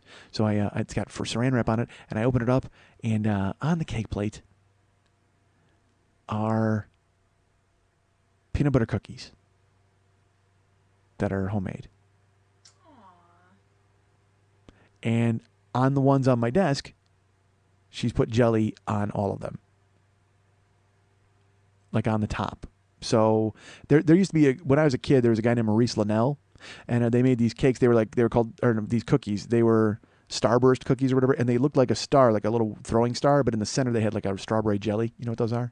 So that's basically what she made. She made peanut butter cookies, but she spread jelly on top of them and put them on my desk. And that was nice, I guess. Look, it was very nice. It was nice. And I'm a 45-year-old man. I should stop caring about this, right? Particularly after 3 years of hints have gone unheeded. But oh my Christ, I gave you the address of the building that sells the thing that I wanted. I don't understand it. Look, yes, you made cookies and in the middle of the night she made cookies because I went to work at 10 and there were no cookies. She baked them that night, put up the balloons, did all the stuff, taped everything all over, ruined the computer. She did all of that while I wasn't there, which was nice. It was so nice of her to do that for my 45th birthday. Thank you. But this is actually, look, and I don't believe in milestones. I don't even believe in birthdays so much. I mean, we all celebrate them and that's fine, but I don't publicize them. I'm not like, oh, my birthday, yay. I don't care. If it comes along and everything's cool, then that's great. But the only thing I've wanted for 4 years is a peanut butter and jelly cake. For 40 years, that's all I've wanted is a peanut butter and jelly cake. And I've mentioned it over and over. Now, this year, I found a place in town that fucking makes it. I pointed it out and showed it to her. And she still didn't get it. She made tiny little versions of it with cookies and jelly, and those were good. They were fine. I had a couple of those, and I'm like, okay. And then she wakes up, and she's like, yay, were you surprised? I said, yay, I was. And I said, yeah, the cookies. And she's like, yeah. And she's like, we're going to dinner tonight. I said, all right, good. And because I'm a jerk, I looked at her, and I just go, I did tell you where you could get a peanut butter and jelly cake. And she's like, oh, yeah, I know, but, I made the cookies. Are the cookies not good? I go, no, they're fine. It's just, but I told you that I showed you it. I pointed it out on the computer. And I know I'm being a dick here, folks. I am, because she made the cookies and she did the house up. But it's like, how often are you going to avoid the one thing that I want? The only thing that I want. Is she hoping to do this until like the day I die, and then she's going to walk in with one of those cakes and go, finally? I mean, it's not, all right, my whole life is a video game, folks. Let's get this out of my whole life is a video game, and that cake is my final boss. That's it. So maybe she's saving it for the end of my life. That's why I have to defeat that cake on my deathbed. That's the only thing I can think of. That cake is the final boss of my life, and that's when I'll finally get to see it. When things are fading, when the lights are being turned down, and when I'm finally laying on my deathbed, she's going to come in, happy deathbed to you. That's it. Oh my God. And I know I'm being a dick. I get it. Everything else was so nice, and the cookies were nice. Everything was nice, but Jesus, I told you 2 months ago where to get the fucking cake. I did everything but drive you there. I could have flown to town early and just said, hey, let's go over here and let's go to Charm City. I mean, I could have done that. Now I'm going to do it. Now I should just go buy that cake. But that's the thing. I'm fat and I don't want to go buy myself a cake to eat. I did that once. I bought a birthday cake once. That's how fat I was. I went to Ralph's and I was walking around. I was like, you know what? I'm in the mood for birthday cake. I bought a birthday cake and ate it. That's how fat I was when I was like $5. I bought a birthday cake because I wanted birthday cake flavor, and I took it home and I hate it. I ate a fucking birthday cake. Holy shit. And look, I didn't put candles on it. That would have been really horrible. But it's like those people who drink and they're like, it's 5 o'clock somewhere. It's like I brought that cake home and I'm like, somebody's birthday somewhere. Nom, nom, nom. Buried my face in it like a fat asshole. Holy shit. Quit eating birthday cake when it's not a birthday. That's got to be bad luck. Maybe that's what I did. I tainted my whole life the rest of the way by eating a fucking birthday cake on a non-birthday. So I've caused myself bad cake karma. It's got to be a Stephen King novel or something. I'm sure there's some book where some old crone, some guy ate her cake on the date of her birthday, and now for the rest of his birthdays, he doesn't get the cake that he wants. That's me. And also, dude, who walks around and goes, I'm in the mood for birthday cake? That's fat. That is fat, folks. That's fat in its purest fat form. Honestly, whoever walks around and is like, man, I'm in the mood for birthday cake. Oh, Jesus. Because that's a very specific flavor. And that's not a flavor you crave. It's a flavor you have once or twice a year when you go to parties. But anybody who walks around is like, I would love to. That's like a giant who lives in the sky. Fee, fi, fo, fum. Birthday cake, I'd really like some. Awful. Awful. You fat, horrible dude. Some guy needs to climb up a beanstalk and kick you in the fucking balls. Who the fuck eats birthday cake on a non-birthday? Jesus, me. I did. And now I'm paying for it. Now I have the yoke of birthday curse around my neck for the rest of my life. Because I don't know how much more clear I need to be other than driving there and pushing her out of the car in front of the establishment. But it was still nice. I mean, the cookies were nice, and the fact that she ruined the computer, very nice. I'm glad all of that took place. But it just seemed odd. It just seemed odd that I would tell her about it. She would say basically like, and make a cute little face like, I'm making a mental note of that. That's fantastic. And then the day comes and she's like, fuck, here's a cookie. Stupid. And then never mind. Forget that. I don't want to get into that. All right, so.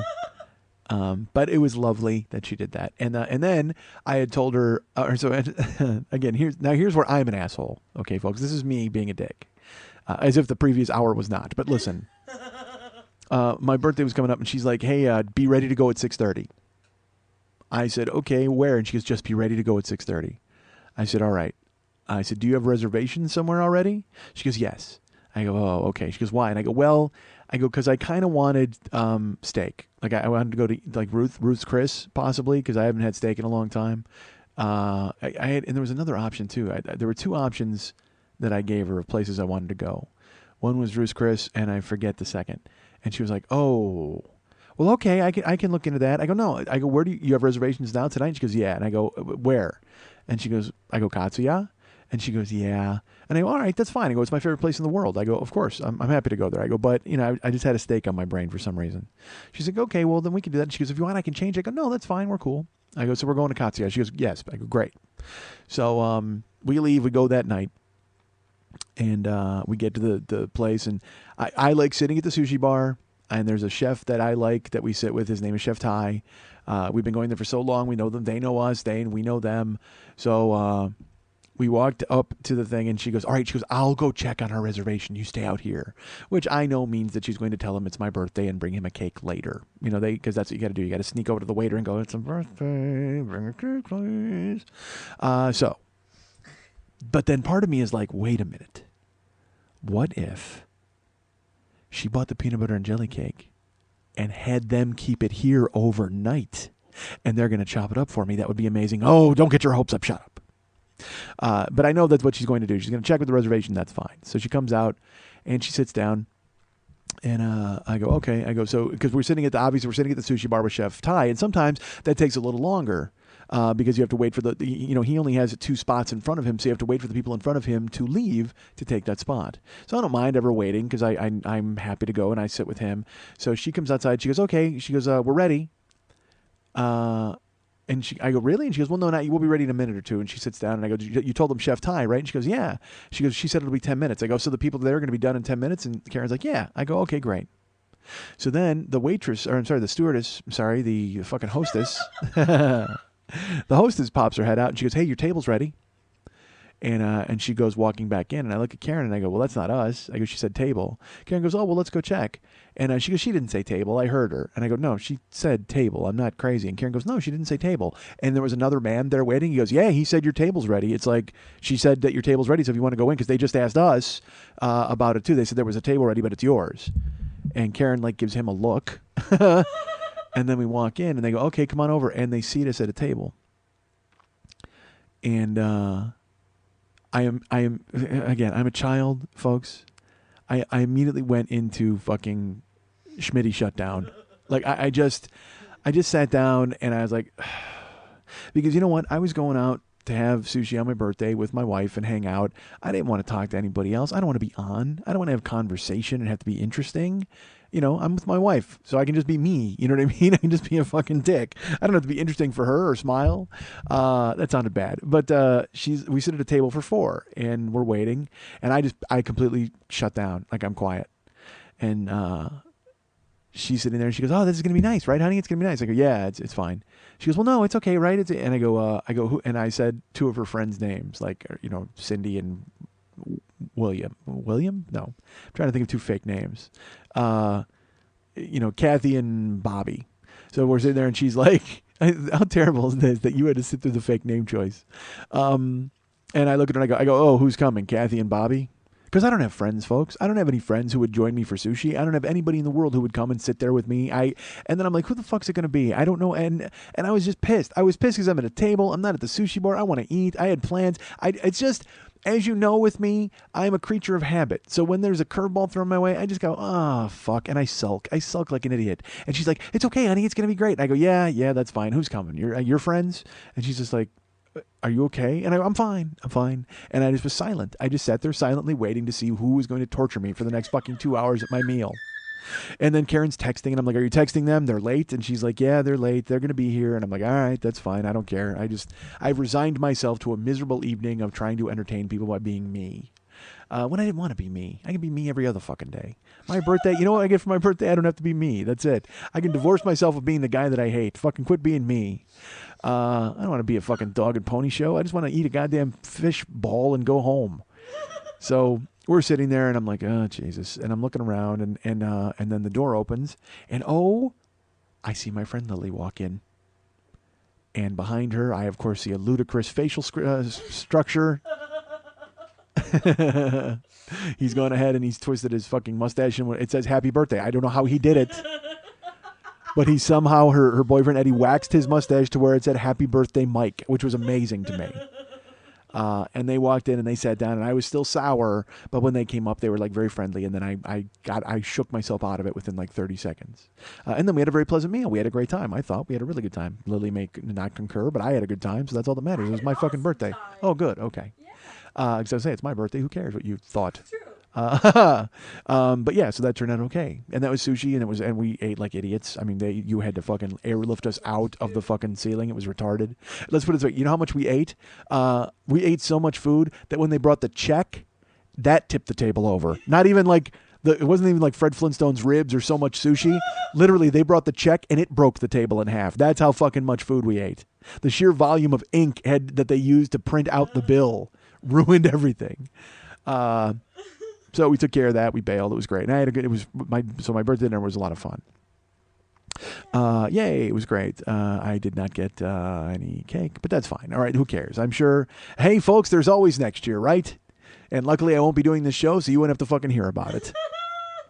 Next year, just think of me around July and just go, oh, I wonder if Mike's gonna get his cake this year, and then write me in a solitary email as I live in the woods somewhere, and I'll write you back. Nope, had to eat squirrel pie again.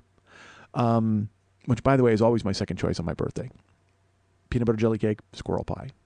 Did you see the lion eat the squirrel? Did you see that clip? Oh, I'm sure you've seen it online. I'll tell Lily about it. But you have to listen because there's an open microphone. There was this clip at a zoo, and a man is filming. He's got like his 5-year-old boy with him, and he's filming the zoo, and there's a tiger, and the tiger's coming over, and he's like, or it was a lion or whatever, and he's like, he's coming to talk to you. He's coming to talk to you. And as the lion is walking over, a squirrel scampers out in the enclosure, and the lion sees it and just makes his face like, that's not a squirrel, right? And then the squirrel goes to the fence, and he does that squirrel thing where he dashes up the fence, and then for some fucking reason, he stops. The squirrel stops on the fence, the lion comes up, and the guy's like, he's coming to talk to you. The lion's coming to talk to you. Oh, look. And then the lion gets on its fucking hind legs and bites the fucking squirrel and tears it off the fence and just tears it apart with its jaws. And the guy, I swear to God, the guy's crying. He sounds like he's crying, but I think he's just doing it to relate to his son, because he goes, oh no, oh no, oh no. And then he pans down, you see the 5-year-old, and the 5-year-old's like, ha ha ha ha. He's just smiling because he doesn't know what the fuck's going on. He just saw a squirrel, and now the squirrel's not there anymore. He might as well be playing peekaboo with the lion. Who fucking knows? But the lion just reaches up, paws it right off the fucking fence, and just starts tearing it apart. Just eats the fucking squirrel in front of this kid and his dad. And the dad's like, oh no, and he gets all sad, but the kid doesn't care. The kid thinks it's fucking hilarious. And that's going to be me next year on my birthday, folks. Again, I won't be doing the show. I'll just be stalking some squirrel, and you'll just hear me going, oh no, as I tear bits of squirrel meat into my fucking gullet. So we had sushi Sunday, and then I had here's the thing.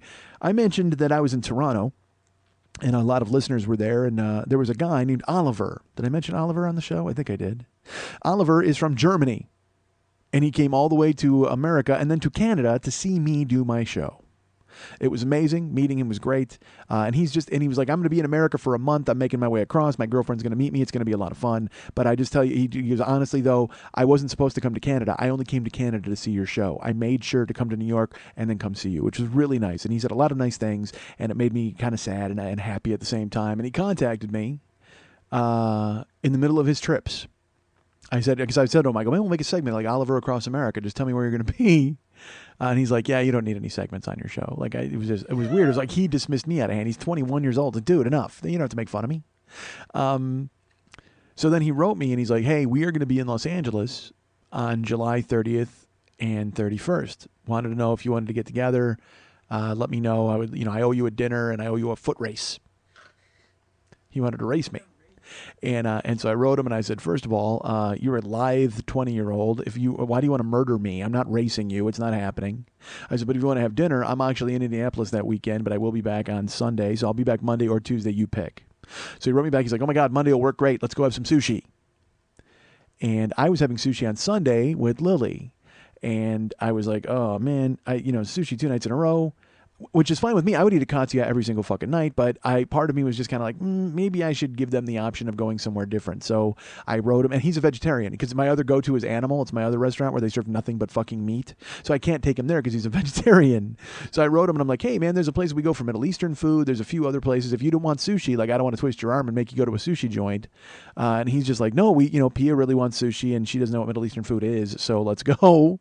I said, all right. So they weren't mobile. Like dude, I don't know how you Europeans, you people and your initiative, fuck that. Get me a car. You know what I mean? But he's riding the train and the bus everywhere. Like he took Greyhound across America, and then he would take trains when he got to places. And in LA, he was on the local bus, and then he took I'm like, Jesus Christ. So he and I are negotiating via text. I go, dude, I'll just pick you up at your hotel. He's like, no, I don't want to make you drive all the way. I go, it's not. I go, everybody thinks things are far. You're not far. I can come get you. He's like, well, no, just isn't there a train by you? And I said, well, yeah, there's actually a train station very close. And he goes, well, just tell me. I'll be there. So he said, I'll meet you there at 5:30. We made reservations for 6 at Katsuya. I told Karen we're going for sushi again today. She's like, fine. And it was great. I mean, I picked him up at the train station. He was with his girlfriend, Pia. And she's never heard the show, but she knows of the show. I think she listened to part of it or whatever. He made her listen to one part of it, but he likes the show, so who cares? He likes it enough for both of them. And she was really friendly. And again, I'm always amazed when I meet people from Europe because they're so much better than us. And I know that's going to, people that are American to be like, you're not American, flag, death. And it's like, no, I love America and I love being from here and all the choices and the things that it's presented me with.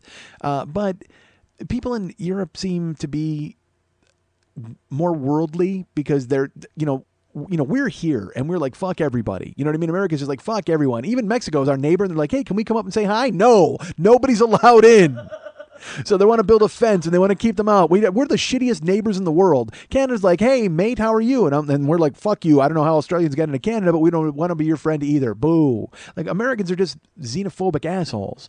So in Europe, France and England and Germany and Spain and Greece, I mean, they're all on top of one another. So it's like if we drove from California to Iowa, it would be like driving from Britain to Spain. And you have to know the language and you have to be able to function in those places because they will vacation there when you're a kid, you holiday there, and they teach you in school. They teach you different languages. So Pia speaks fucking English, German, Spanish, and French. And Oliver speaks English, German, and French. He doesn't speak Spanish. And he said they were in California and they were out in San Diego and they went to some vendors on the street and they kind of were hesitant to speak to Oliver and Pia. And then Pia spoke fluent Spanish and they immediately brightened up. They gave her discounts because, she's a little white girl. She's totally tiny. And she just started bailing, dropping Spanish all over them. Like, yay. And then Oliver, of course, just stood there like, yes, please negotiate. But it was just, so they were just, because they're both in university and they're both very smart kids. And I told Karen, I go, this is going to be like eating dinner with our kids. You do realize that. I said, except for the part where they're well adjusted and they get along well with everybody. I go, if it was my kid, of course, it'd be some misanthrope who fucking hates everything. I go, these people are just, they make me feel revitalized. I know that's going to sound terrible, but because they're young and, I'm a vampire who just sucks that up. And also they were just happy. I'm not, that's bullshit. I'm around a lot of happy. It's just that it doesn't penetrate my unhappy wall to a lot of the extent. And I'm not unhappy. I'm just me. You know what I mean? And I guess as you get older, you realize you're just you, whether you're happy or unhappy. I refuse to be painted into a corner. I'm not one or the other. I'm not going to kill myself. It's like whenever I hear anybody who's going to kill themselves or they're so depressed, I was on Reddit. I was reading this fucking thing about all these people and they're depressed and why they want to die. And the guy tried to commit suicide and the gun didn't go off. And I've never been to that point. I mean, I think I've joked about it when I was a kid and you're like, I want to kill myself and prove to everybody that they're going to miss me, blah. But I've never actually felt like I would be happier if I was gone or that anything would be better if I was not around. I've never gotten to that point. And I'm not belittling people who do. I think it's awful. And I hope that when that happens, you'll be able to reach out and find a way to fix that so you don't feel like that. Or, you fucking shoot yourself. Who cares? All right, so well, half of that is right, folks. Come on, you choose which half. But when I talked to them, they were everything's ahead of them. You know what I mean? Everything is ahead of them. And they were, like, if I had to take a fucking bus to a train and then I had to take a Greyhound, I would just be, you wouldn't even get the bus moving because I would bitch over and over. I would just be so upset about it. And so, dude, I couldn't go to a birthday dinner without bitching about who the two people who were going to be there who ruined those 2 hours. I couldn't just fucking celebrate and enjoy my birthday dinner with others. I'm like, wait, there's other people coming? Fuck, I don't want to deal with this. What, you want to deal with what? Having fucking sushi and being friendly with people, you asshole. So then when I meet Oliver and Pia and they're so friendly and nice and they're excited and and Oliver's a vegetarian, well, then I find out, we sit down, he doesn't even eat fish. I'm like, why did you want to go to a sushi restaurant if you don't eat fish? He's like, well, in America, you guys eat meat everywhere. Like, it's really hard to find a vegetarian. I go, dude, I could find you a vegetarian place like that. I mean, it's California. There's definitely places. He goes, no, Pia really enjoys fish, and I can always find something to eat. And I was like, all right, that's fine. So I started ordering food. And I will tell you this, Pia, there was like a lot of stuff that she hadn't eaten. She's like, I like salmon. That was like it. So then I ordered stuff and I made her eat it. She ate a shrimp head. It was like awesome. She's just like, oh, I don't know if I want to. I said, please, come on, eat the shrimp head. So she wouldn't eat the eyes, but she ate like the brains. She doesn't even realize she ate the brains. She's like, I'm going to turn around and I don't want to eat the eyes, so I want to eat the front. I'll eat the back. And in my head, I'm just like, you're eating shrimp brains. But I did not say that to her because it would have been awful. And again, she's in university. She would have found some other long 9-syllable word to make fun of me with. I don't want to deal with that. I'm outgunned in this battle of smarts with the two people from university. Karen and I are just like, oh, look at our children. But we had a great meal. It was great. And then we asked if they wanted dessert, and they're like, no. And Karen's like, well, what kind of desserts do you like? And I was like, yeah, I don't know if they have any strudel, because that's all I've got. That's my touchstones. I know the food and the bands from, like whenever on Facebook I have to talk about states, I'm like, when I'm coming to San Antonio or all these places, I have to try to think of bands or food from those areas, because I have no other touchstones, no other cultural touchstones. So with Germany, I'm like, strudel, stupid. And he mentioned somehow it came up, cupcakes came up. And Oliver was like, oh, Pia loves cupcakes. And Karen looks at me, she goes, we're going to Sprinkles. And it was 7 o'clock, and I looked at my phone. I said, they close at 8. She goes, let's get the check. Let's get out of here. So that means we had to drive from the valley all the way over Mulholland and down to Beverly Hills. And that's kind of a haul, especially around traffic time. But here was the ace in the hole, folks. Sprinkles, even if they close now, outside of Sprinkles, they have a cupcake ATM. Did I talk about that on the show? I was amazed when I found out about it. It's literally, you can put a credit card in or put money in, and you get a cupcake in the ATM, and it's open 24 hours. And to me, that was quintessentially American. That was like, it's not something, I don't give a fuck if you got to drive to Spain. I don't give a care how fluent you are in fucking Greek. There is no way anywhere else on earth has an ATM that you can get cake out of. That's how fat this country is. You know what? If I would have known about that fucking 15 years ago, I wouldn't have had to buy a birthday cake in the middle of the night and eat it. I would have just driven up and gotten myself 2 fucking cupcakes out of a goddamn ATM machine. So we drove them down there to Beverly Hills. We parked right in front. We went in and we got we got some cupcakes for them. And then we went outside. I go, well, fuck, even though we got them, because I couldn't believe we got there in a half an hour. So the shop was open. I go, well, fuck this though. I'm still using the cupcake ATM. So we purposely bought one less, so we went outside. And here was the thing, though. They only have certain flavors on certain days, but the ATM features all of their flavors. So I was like so excited. So I went out there. No, it's the same flavors that they had inside. God damn it. Because I thought I was going to get a peanut butter one or something fancy, that they weren't serving on the I thought that was the whole point of the ATM. And then I thought, well, maybe at night they stock it with more. But who fucking knows? Who cares? All I know is I still did it. And there's like a robot. It's pretty cool. It opens up. There's like a robot arm, and it shows you, it grabs your cupcake, and it spits it out to you. And then we're sitting there on the street with these people from Germany just eating cupcakes. It was fucking awesome. And then I tried to convince them to go to the Tees, because this was Monday, and Oliver was like, well, I don't know what kind of show it is. You need to explain to Pia. And I'm like, well, it's girls taking their clothes off and comedy. I go, but not really all the way off. It's not dirty. I go, it's more fun. It's just it's burlesque. It's like, and then I was so proud of myself. I go, it's like cabaret. Haha, I felt great saying that. And she's like, oh, and she's like, I don't know if I want to. And she goes, because here's the thing, they'd been in San Diego, and then they were up in Hollywood, walking, taking buses, driving. And then I picked them up after a train ride, and I took them back to their hotel. They would have had to go upstairs and freshen up, and then I would have driven them to the show. And then they would have had to get home after the show. And so they were just like, nah, I don't know if that's going to happen. So it was nice. We then took like 80 photographs, because they were staying in Japanese town. And it was funny. He even put on Facebook, he's like, I'm staying in a hotel. I think every Japanese gangster movie was filmed in this neighborhood. And I laughed about it until I got there, and he's not kidding. I mean, I'm outside the hotel, we're taking pictures, and directly across the street there's a huge neon sign that just says Chop Suey. Like, I was waiting for like Big Trouble in Little China. That's what it was. I was waiting for Jack Butler to drive out with his car, and I was going to slam the back of his favorite head against the barroom wall and say, have you paid your dues? Have I paid my dues? The check's in the mail. Dude, that movie wouldn't work now, because nobody writes checks anymore. I mean, you don't want, you can't, if you're Jack Butler, you can't be like, have I paid my dues? My debit card's in my hip pocket. It doesn't make any sense. Because then eventually you're overrun. Folks. So, you know what? It's funny. It dawns on me now. I've been talking a long time here today. Not really a long time. Well, I will tell you this. It snuck up on me how long. If you'll probably know where. Earlier in the show, there's a point where I go, what? Are you serious? Because Lily holds up the pad of paper and tells me we're at 40 minutes. I had no fucking clue I had talked for 40 minutes. I thought we were only, because we were at 16 at one point, and then all of a sudden we were at 40, because she didn't give me a 20, a 30, or any of that. She just held up a 40. And I was this is supposed to be a fast show, folks. Here's what I actually plan to do. I plan to come in here and just start talking about Indianapolis. I'm not even joking. Like in my head, I'm like, well, it'll be kind of an experiment. I won't do a ramp up or whatever. I'll just have fun, and I'll go right into talking about my trip to Indianapolis and see how long that gets me. And if I need to do anything at the end of it, then I will. But I mean, mainly I'll just tell you about what happened. And then we got all distracted by mustaches and Stephen King. I don't know how the fuck that happened, but it happened. And cakes and Germans. And here we are, folks. So now, normally, I would be taking a break of some sort here, and then I'd come back and I'd go, folks, Indianapolis. But the reason I wanted to do a long show today was because I can't talk very long tonight because I've been very busy since I got in. All right, here's the thing. All right, let's put it this way. I flew Wednesday last week. I did a podcast, and then I had to fly Wednesday night, and then Thursday I was in Indianapolis. Friday Indianapolis. Saturday I came home and then slept and then worked. Sunday was my birthday. I went out, and then Monday I went out with Germans, and then last night I had to work.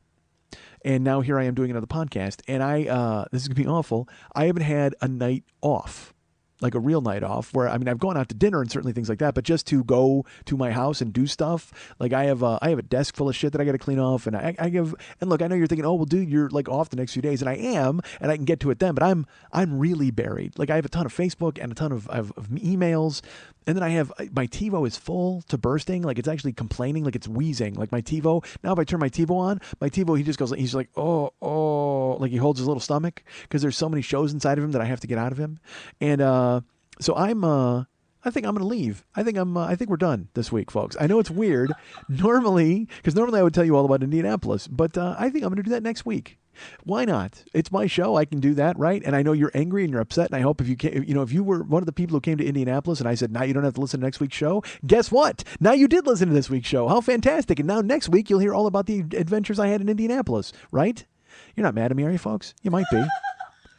But it's funny how I started out this show where I'm like, you guys bitching at me about this and my bitching and blah, blah, blah. And then at the end of the show, I'm like, you're not going anywhere, right? You guys are still going to hang around. I mean, they might be pissed. I have no fucking idea, but I can't do it, folks. It's already 8:00 here. If I talk about Indianapolis, that's another hour and a half easy. And that's a lie because I'm talking, it'll probably be 2.5 hours to get out an hour and a half of show because I'll stop and I have to fucking think, because I just talk at the speed of my head. So I have to take breaks periodically. So I mean, I would be here again until late, and then it would just be awful. So I can't do that. I have now I feel stupid. Like I shouldn't even open this can of worms. Should we cut all this out? No. You're laughing because you see me talking myself into a fucking corner, but it's like I just because people expect certain things, and when I go on the road and I come back, they expect me to tell them about what happened while I was out of town. But this particular time, I'm not going to. I'll tell them about it next week, and I guess they're okay with it. I hope. I mean, if they're not, then Your show. No, it's everybody's show. Because you know what? It's funny you would say that. Earlier in the show, I mentioned this is a symbiotic relationship because I could do it in a fucking space, but if nobody listens to it, who the fuck cares? But I don't want to let down people who have come to become accustomed to what I do. And what I do is I come home from a trip and I tell them all about what happened on the trip. So now if I do this show and then they fucking listen to it and they're like, God damn it, we don't want to hear that. Where the fuck is the story about the trip? Then they're pissed. Was the show funny? I think the show was funny. Well, that's you. But you have to. It's your job to think the show is funny. You're paid to think the show is funny. No, I'm not. Other people out there, they're not. That's the thing. They pay me with their time. So did I waste it this week? As they tuned in and they thought it was going to be Indianapolis. I have no idea, man. I got no clue. Okay, let me ask you this. Yes. You did Indianapolis this week and you did this show next week. What's the difference? Just switcheroo. No one wants a switcheroo. Okay. I don't want to bamboozle. This isn't a goddamn shell game I'm pulling on people. I don't think you've bamboozled anybody. I understand you feel that way, and that's fine. And I feel the same way. I think, you know what, I did a show and it's funny, but at the same time, there are expectations and there are certain things that I've set a benchmark for things that I do. When I go out of town and I come back, I usually tell them about the trip. And you know what I should do? I wonder if we could do that. Fuck it. Yeah, we're going to do it. I'm here. I'm sitting here. I got the wrong earbuds in. My ears are in pain. Fucking, it's hot in this house. I was supposed to leave early and I started talking late and goddamn it, everything has just conspired against me. And then all of a sudden I got into a fucking mustache twirl loop or a twirl. I got into a twirl. That's what I did, folks. I got into a twirl and I made myself dizzy. And the next thing you know, I spent 45 minutes on cake and Germans. God damn it. And here we are. Now we can't talk about Indianapolis because of it. It's all my fault. It's not your fault, folks. You've been listening. You've been diligent. You've been patient. And I appreciate you downloading me and listening to me. But I sat here and talked about mustaches, Germans, and cake. And look where we found ourselves. You guys can get me at MikeandMikeSchmidtComedy.com. You guys can follow me at twitter.com/the40year-old boy. You can be my friend at facebook.com/the40year-old boy. You can be our friend Lily Von Stup's friend on Facebook at facebook.com/Lily Von Stup. Follow her on Twitter at two different accounts. Twitter.com/MNTs and twitter.com/Lily Von Stup. You can go find our friend David Hernandez. It is all the artwork and all the music for this show over at facebook.com/David Mex Hernandez. And if you'd like to write Lily a personal note and find out if she's ever been able to locate that wand or offer up your own wand in replacement, Fuck. you can write her at Lily at burlesque411.com. That's Lily, Lili, at burlesque411.com.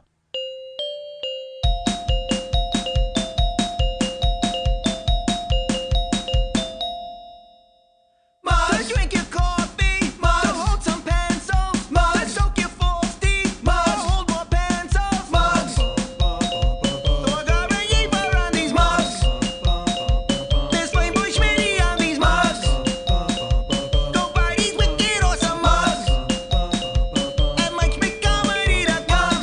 Mugs, mugs, mugs, mugs, mugs, mugs.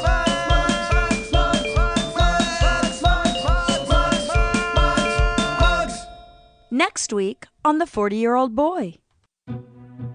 Flew out of Orange County, and of course they wanted my belt off at security. I'm sitting by the window, and a couple gets on the plane, and as they get closer, I fucking know. They're reading, and I peek over to see what she's reading, because that's what I do, folks. I'm a spy. I look at what people are reading. You know how I handle myself. Heidi sees me. I get, and all of a sudden, I'm like, we're driving, and I go, wait, we're going to Walmart? No, I like music, you know that, and then I hate music, you know that too. I hate music, but holy shit, folks, I didn't even bring flip-flops. She shows me the room, and I didn't even bring flip-flops. So we're gonna order, and it's fine because it's all cuteness. It's a room full of cuteness, you know that, folks. I like rooms full of cuteness, and then this fucking thing shows up. I want to remind you folks about the Monday Night Teas every Monday night at the 3 clubs on Santa Monica and Vine. I happen to know the person who runs that show. She's fantastic, and I'll tell you what, you have not lived until you've seen her on a stepladder. Ladies and gentlemen, Lily Von Stup, she's right here. She books that show. Hey, Lily. Hi, Michael. How are you? I'm spectacular. That's fantastic. My wand. Hold on, wait a second. Hold on. Do you hear that noise, folks? That's my wand. Yeah, that's her wand. It's outside. There's a crime chase. You know, they're chasing crime. Well, good. You found your wand. That's good news. I'm sure there are many people who would like to volunteer the use of their wand in case you can't find that wand. Come on, you're in. How was the tease this week? Tease was spectacular. Thank you. That's fantastic. Sold out as always. Sold out. That's good news. Great performers.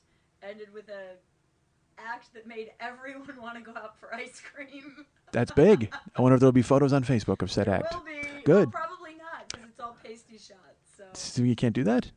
You're not supposed to. Throw one up. All right. So that's the Monday Night Tease from last week. Who's coming up this week?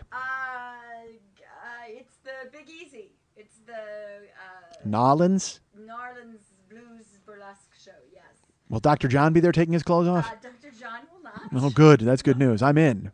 No, actually, we have a lot of beautiful gloves and gowns numbers happening. Will Red Beans and Rice be there stripping? No. How is there not a pair of strippers named Red Beans and Rice? That's awesome. God damn it. Will there be a baby cake? The cake with the baby who lives inside of it? No. Come on. Okay. Don't you remember that? I think I talked about it on here. It's like a king cake. Yeah, and there's a little baby who lives inside. No king cake. What the fuck? This isn't a Nolans show. Nolans. There's no Nolans. In the middle of this show, will there be a huge flood and everyone will have to climb to the roof? No. This is not a Nolans show. This is the Big Hard. You should call it the Big Hard. There you go. That's why I take that. Run with it. No. That's what everybody does to me when they're like, hey, use that in your little show. Thanks. Instead of the Big Easy, call it the Big Hard. Perfect. Well, who's going to be there? Are you performing? Are you hosting? No. But you'll be there. Yes, I will be there. That's good. That's perfect. My mind is blank on who's performing. Oh my God, May Lust is performing. May Sheila Lust. Starr is performing. Heather Henderson is singing Minnie the Moocher. I enjoy Heather Henderson's work. So do I. Yeah, she was fantastic at the Prince show. It's gonna be a great show. Good. So come on to the Big Easy Show at the 3 Club, Santa Monica and Vine, 10 o'clock p.m. every Monday night. This particular Monday night is the Big Easy Show. But please remember, we do have tickets available for the Inglorious Bastards show it's Inglorious Burlesque. I apologize. Inglorious Burlesque coming up in August. The official date is August 20th. August 20th. Tickets are available right now at MondayNightTees.com and also at BrownPaperTickets.com. That's where you'll find information and tickets for all of these shows. And other shows are on sale as well. Yes. Good. And you're doing the Prince show again in November. People have written me to ask. So that's good news. All right, so go ahead and check that out. And our friend Lily will invite you, and she's happy to see you there, and say hello when you're there and tell her you love the show. You guys can find me on Facebook at facebook.com/the40year-old-boy. There's all sorts of shows and pages for people who want to bring me to their towns. San Antonio exists. Detroit exists. There's all sorts of places that are up in St. Louis exists. And actually, I just got some information about St. Louis theaters. Well, the movement afoot to bring me to St. Louis. Of course, St. Louis exists. But people want to bring me to town, so I'm excited about that. And I just got some information on theaters. I'll be checking into them. St. Louis. I would love to make that happen. Please remember that I have shows coming up in your town. I'm actually off for the next month, which I'm not happy about, but I will be in Green Bay, Wisconsin at the Venture Theater on September 14th. That's Friday, September 14th at 8 o'clock p.m. That's Green Bay, the Venture Theater. I'm excited. Buy some tickets. Why not? That would be great, because then you'd be in the room with me, and I won't be talking to nobody. October 19th, please remember that I'll be in Philadelphia, Pennsylvania at the Latvian Society. 8 o'clock p.m. on Friday night, and they have a bar and a big room for the meet and greet and stuff. The meet and greet in Indianapolis was, well, I'll get to that next week. But I will tell you that Philadelphia and Green Bay, there'll be meet and greet, and I'll bring shirts, and we'll be able to take pictures and things like that. Tickets are on sale now at brownpapertickets.com. If you go there, when you're looking for Monday Night Tees tickets, go ahead and search my name as well, and you'll find me and my shows that are available, and go ahead and buy tickets for that. That'd be fantastic. But again, be my friend at facebook.com/the40year-old-boy. Follow me at Twitter, as I've mentioned before. You can go to MikeSchmidtComedy.com and go to the Joe Business page. Well, first, if you go to any page on MikeSchmidtComedy.com, in the upper left-hand corner, there are little Schmitties.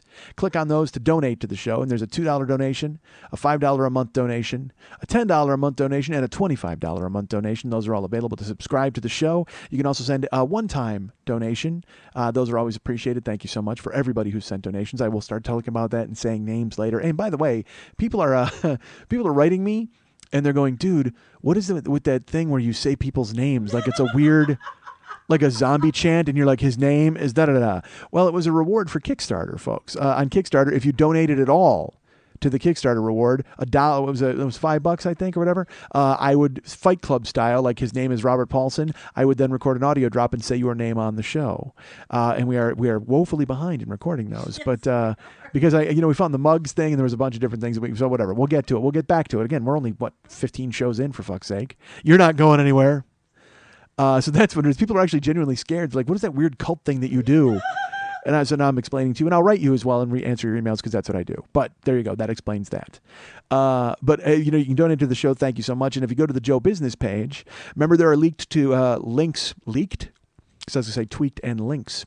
There are links to tweakedaudio.com/40 for autoerotic asphyxiation earbuds and cock-ring watches. There are links to Zazzle.com, where you can buy a Fireboy mug or a Thorgar and Yeep mug. And there are also the T-shirts on sale, Red Boy and Scar Panda. You can buy those, $25 each, available in from small to 3X. And I will tell you already, I'm running out of sizes. Because I had to order a certain number, and I had to try to piece it together. Because when I was in, I'll just tell you this, in Indianapolis, people bought smalls for me to sign so they could frame them. Yeah, it's great, except then, I only bought a few smalls, whatever the fuck, who cares? So if you want a small, order it. Because I still haven't found a shirt company to make the new ones. We'll get to that next week. Next week, there's all sorts of questions to be answered, folks. God, I fucked myself by not talking about it, but I gotta go home. All right, so. But the T-shirts are available, and also the download sets are available, folks. Year 1, Year 2, Year 3, and Year 4, or the Podcast of the Caribbean set, which is, of course, 4 for the price of 3. I think last week I said 3 for the price of 4, and people wrote me and said, really? That's how I work it. That's how I make money, folks. I got to go with 3 for the price of 4. That's where it comes out. That's where all my cash flow is. That's where all my profit is, folks. So download sets, T-shirts, mugs, and other stuff. tweakedaudio.com/earbuds and tweakedaudio.com/40 earbuds and cockring watches. All that stuff. It's all available. Go check it out, folks. Remember that the Los Angeles Podcast Festival is in October, and there's all sorts of performances. It's, Mark Maron is doing the keynote podcast /address/ drum and a fife and a guy with a flag. I don't know what the fuck he's doing, but he's opening it. Never Not Funny is going to be there. Todd Glass. They just added, I think, Who Charted is going to be there. The Sklar Brothers. There's a ton of shows. It was a few. Now it's a ton. But I'm here to tell you that I'm going to be there performing, I think, at 11 o'clock a.m. on Saturday. That's what I heard. But then when I did Comedy Film Nerds with the guys, they were just like, yeah, that's the schedule right now. And I don't know if that's to change or not to change. I think it's pretty definite. That's my guess. But if you're coming to town for the whole weekend, fuck, we'll let you know when I'm going to be on. But I believe I'm on at 11 o'clock on Saturday morning. And I think, I'll let this cat out of the bag, I think I'm on a panel. Chris mentioned it. I may not be on the panel, but it was a storytelling panel. And it's me and Kevin Allison from Risk. And maybe Jackie Cation, maybe? I don't know. Again, all the plans for the LA Pod Festival are being finalized by Andy and Dave and Graham and Chris.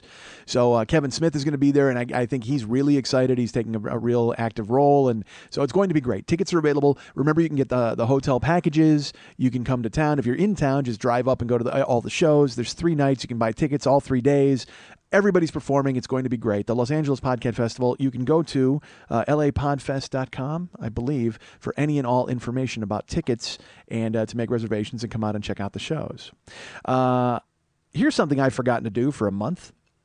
I was going to do it, and I've had it written down, and I've constantly looked past it. Before I do that, let me tell you about the Comedy Film Nerds book. The Comedy Film Nerds book is available via Amazon or also via comedyfilmnerds.com, and I signed some of them. You can actually request ones that I've signed if you'd like, or I will go in and sign one personally for you, whatever you want. Just tell them, and I'm happy to do it. Can't tell Amazon, that's a fucking robot. Don't go ahead and tell them. If you tell Amazon, I want Mike Schmidt to sign it, they'll go, destroy, and they'll burn all the books in stock. So robots do that. They get triggered. There's a trigger word, and my name is one of them. Don't ever say my name to a robot, folks. Not even a cupcake robot. Holy shit, it'll crush it right in your face.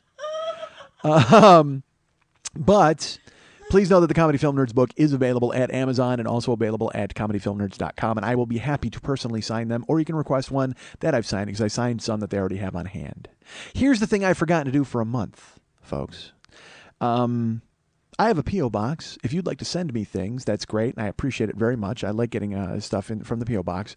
I don't check it because I don't usually get things, but then after a month, I'll go check it. Well, this is about a month ago, 3 weeks ago, I went to check it, and I had like 4 big boxes, astonishingly.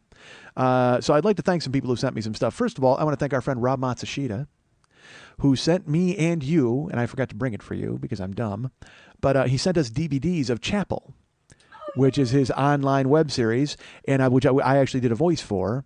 And he's actually used Bolingbrook. He's used little things from the show within that. Rob's the guy who did those kinetic type trailers for our show, which was fantastic. And then he does Chapel, which is a web series. I think it's at chapel.com, I believe. Or just Google Chapel web series and you'll find it. It's great. I did a voice in one of them and I was terrible, but Rob was nice enough to say I was good. But he sent me DVDs of it. I think season 1 and season 2, or maybe just season 1, but I have one and one for you, Lily. So Rob Matsushita, thank you so much for sending that. I appreciate it very much. Our friend John Waltz, or perhaps John Valtz, he came to see me in Kansas City. He was the guy who started the Branson, Missouri page, and then I did not get to go, but then I went to Kansas City and he made the trip with his wife, Kendall. And I think it's actually his birthday today as I record. So happy birthday, John. Weird, a lot of birthdays. Pardo is the day before mine, then me. Belknaps was yesterday, and Jimmy Dores was the 26th.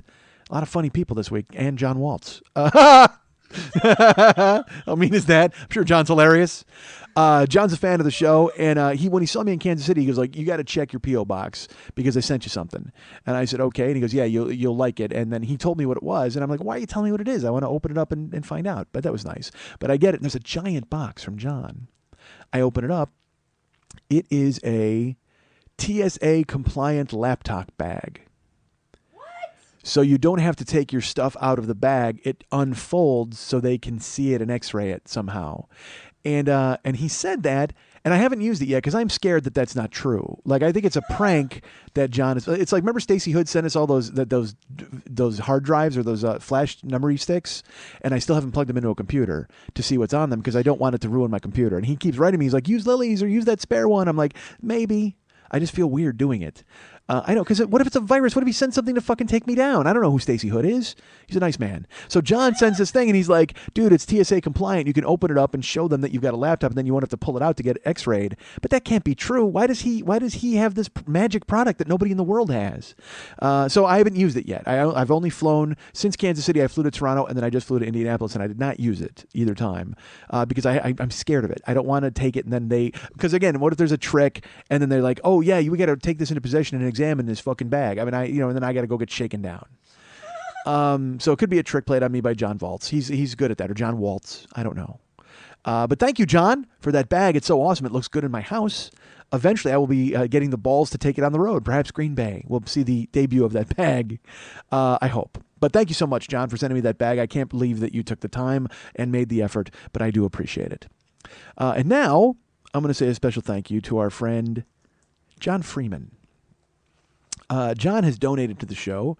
John has seen me live. He saw me in Cleveland. He saw me in Chicago. John brought his brother to the show in Chicago, and his brother wrote me a note destroying the show. Not really, that's a lie, that's an exaggeration. His brother decided, who had never heard my podcast, his only experience with me was seeing me in Chicago at the live show, then wrote me a note to tell me what was wrong with my show, and he said what he would have done. He deconstructed the whole thing. I've talked about this on here before, I believe. But John Freeman, and then John apologized to me, and I'm like, you don't have to apologize. It's fine. Everybody has an opinion. And he's like, yeah, but I brought him, because John's very nice and he loves the show. John and his son Quinn listen to the show. John sent me something, and he wrote me a note. He's like, hey, I sent you something. I think you're going to like it. Let me know when you get it. Well, I don't check the P.O. box forever because I never get anything. And then he wrote me, he's like, hey, starting to get a little worried, man. You might want to check that P.O. box. And I'm like, I will, I promise. And I don't. Of course I don't. So then he writes me the third time. And he's like, look, now I'm starting to panic. You really need to check the P.O. box. And between him and I knew that John had sent me something, I'm like, well, fuck. Look, folks, the thing is, you don't realize how difficult it is for me to go get stuff out of my P.O. box. It's at least a mile from my house. But then you have to stand in line with the little placard and all that. But it's fine. So I go and I check, and that's when I got all the boxes. And there's a huge box, and it's heavy. And I talked about it on here. I think that I mentioned, or no, I don't know if I mentioned it. I was going to mention it. I told you about it, and then forgot to mention it at the end of the show. It was a box, and Karen goes to open it, and she cuts it open with a razor. She's like, it's heavy, and she opens it up, and I don't see what's in the box. I just see her face, and her face is like, what the hell is this? And I'm like, uh-oh, what could that possibly be? And she holds up like 10 CDs. She holds them up in her hand. She goes, you're not going to believe this. And so I walk over and I look in the box, and there's probably, I think there's like 18 CDs, maybe more, might be 20. All bootleg Prince. Not like Prince albums, bootleg concerts, bootleg outtakes. There's a song that's just Prince playing guitar in the studio, and I forget the name of it. It's called like Jessica's Drawers or someone's panties. I don't know what the fuck it is, but it's like a 9-minute song where he just plays guitar, and then at the end of it, he just goes Jessica's Drawers, and he walks away or whatever the fuck. I forget what it is, but it's like there's a fucking 10-minute version of Hot Thing from Germany. Like these live shows, all these live shows on the Diamonds. There's live fucking Controversy tour stuff. There's live stuff from the Dirty Mind tour. I mean, it's just stacks of CD, and I'm looking at it because he had written me. He's like, "Hey man, I was cleaning out my office and I found some stuff and I want to send it to you, some CDs." And I'm like, "Fuck you! I don't want your garbage." Like, how weird is that? But sure enough, how amazing is that? And I can't even play them. I looked at them and I haven't ripped them yet into my computer. I played the Hot Thing right away. I was like, "Oh my Christ!" There was a band called The Family. And it was Susanna Melvoin, who was Wendy and Lisa of the Revolution, Wendy's sister Susanna. They formed a band called The Family, and they had a song called River Run Dry, and they actually did a version of Nothing Compares to You before Sinead put hers out. There is on one of these CDs, there's the demo tracks for The Family, and it's Prince singing them and playing them as if to say, this is what you're supposed to do. And then he handed them to them, and then they went in and recorded them. Like, because he wrote all of it, he produced it, all that stuff. So it's basically like Prince did the Family album on this, like 4 of the songs. And I'm like, Jesus Christ. It's amazing. It's this amazing treasure trove of stuff, and I can't thank John enough. So then John comes to see me in Indianapolis last week. And I don't know if I mentioned I was in Indianapolis last week. I'll get to it next week. But he shows up, and he waits in line. He's very nice, and he bought some shirts, and he brought his son Quinn, and he's like, "Did you get the box?" I go, "Dude, I owe you," because I wrote him a nice email and apologized profusely and said, and then forgot to mention it the last 2 weeks. So then I told him, I go, "Dude, I swear to God, it's written down. I have your name written down. I didn't mention." He's like, "Don't worry about it. I don't care." And I go, "I can't believe you gave me that stuff." And he goes, "Well, here," and he has a bag, and he goes, "This is for Karen," and I go, "Okay," and he goes, "It's shirts." And I said, okay. And then I get home and I give it to Karen. She opens it. There's 4 Prince tour shirts that he's like, yeah, I don't need them anymore. And there's the one of them is amazing because on the front, it's got Prince and the Revolution. And on the back, the symbol that he changed his name to? The symbol is built out of the name of all of the albums. So it's got, you know, like Controversy, Dirty Mind, For You, Sign of the Times, and it's the symbol is constructed out of in the same fonts as the actual albums themselves, Around the World in a Day. Like, it's fucking amazing. Amazing. So he gave me these shirts and I gave them to Karen. She's just like, oh my God. And I'm like, yeah. And the best part about it, John is this, he's my age. He's just a little white guy. Like, he's not even, I'm serious. He's just this tiny little white dude who's just like, yeah, man, I'm like you. I fucking love Prince. And you know, so his name's John Freeman and he is funky. That's all I can say to you folks. Because holy God. And then he's like, can I ask you a nice favor? And I'm like, what? And he's like, you know the Kickstarter drops that you do with my name and my son's name? And I go, and he goes, could you send those to me? And I'm just like, no, of course, John. I couldn't possibly send those to you. Why wouldn't I? Jesus Christ, look what you've done. He's come and seen me 3 times. He buys merch. He's just gave to Kickstarter, the nicest man in the world. So all of you people, I'm so grateful whenever you do things like that. And you're so nice to send me things and you come to the shows and you support. Thank you so much. I hope you know how important it is to me. And I'll go into it next week when I talk about Indianapolis. Did I mention that I was in Indianapolis last week? I should talk about that. You know, it's funny. We did that. We recorded that little promo thing. You just heard it where it's like next week on the 40-year-old boy, and I couldn't decide where to put it. I was like, well, should we put it there instead of mugs? I said, well, you know what? Oh my God, this would be even better. What if we did it at the end of the show, like after the ramp out, after I thank everybody and do the plugs, and then it'll be like a little preview. And then Lily's like, well, I've got to match a music bed to a music bed. Then I don't think that's going to work. And I go, oh, all right. So all right, we should put it where it is. And she goes, yeah, trust me, it'll work. We'll play mugs, then you can have it there, and it'll be perfect. And I wanted it to be like a 70s commercial. You know what I mean? Like, you know, previously on or next week on, that sort of thing. And then I was like, well, I should do it at the end of the show. And then I told Max, and he goes, what, at the end of the music? Nobody listens to the end of the music. And I'm like, no, idiot. I go, before that. And I said it would be like near the end. And so we're trying to figure out where it goes. And Lily convinced me to put it where it is, where you just heard it. But you know what I wanted to do? I thought about this. What if I put it in the middle of the show? Like, for no reason? Like 35 minutes in, you heard that and you're like, what the fuck is that there for? Why? And then you'd realize, oh, that's why, because Idiot's not going to talk about Indianapolis. Yeah, I can't. I want to, but I will talk about it next week. I promise. I know. I don't know if I owe you people. Do I owe you people? I think I do sort of owe you people. But I mean, it's coming. I do have the story and you'll get it next week. I promise, I swear. But this week, look at all the fun we had with mustachery and Germans. Come on, for fuck's sake. And dipshittery and bringing it to the light of day. God damn it, folks. How can you possibly complain about this show? Listen to it again. Go back and listen to it again, and I defy you to be angry. I defy you to write...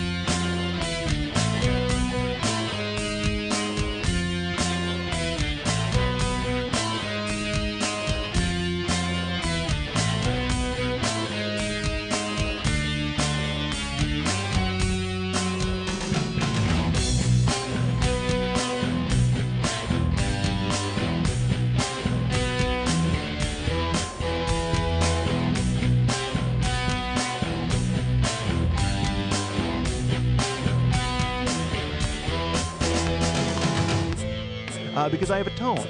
Because you know why? Because I talk quickly and I don't fucking think. That's why. I think that's what it means when you have a tone. Is you don't fucking bother to care what comes flying out of your goddamn mouth. I try to grow the show and I want people to get on board and they're like, I listen to it and you talk too fast. Really, I talk too fast.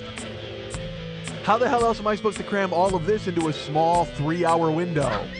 Dude, there's no script. I just go over this shit on the fly. It makes me laugh. If it doesn't make you laugh, turn the fucking station. And by turn the station, I mean turn the wheel of your car right into a guardrail. Jesus, fuck.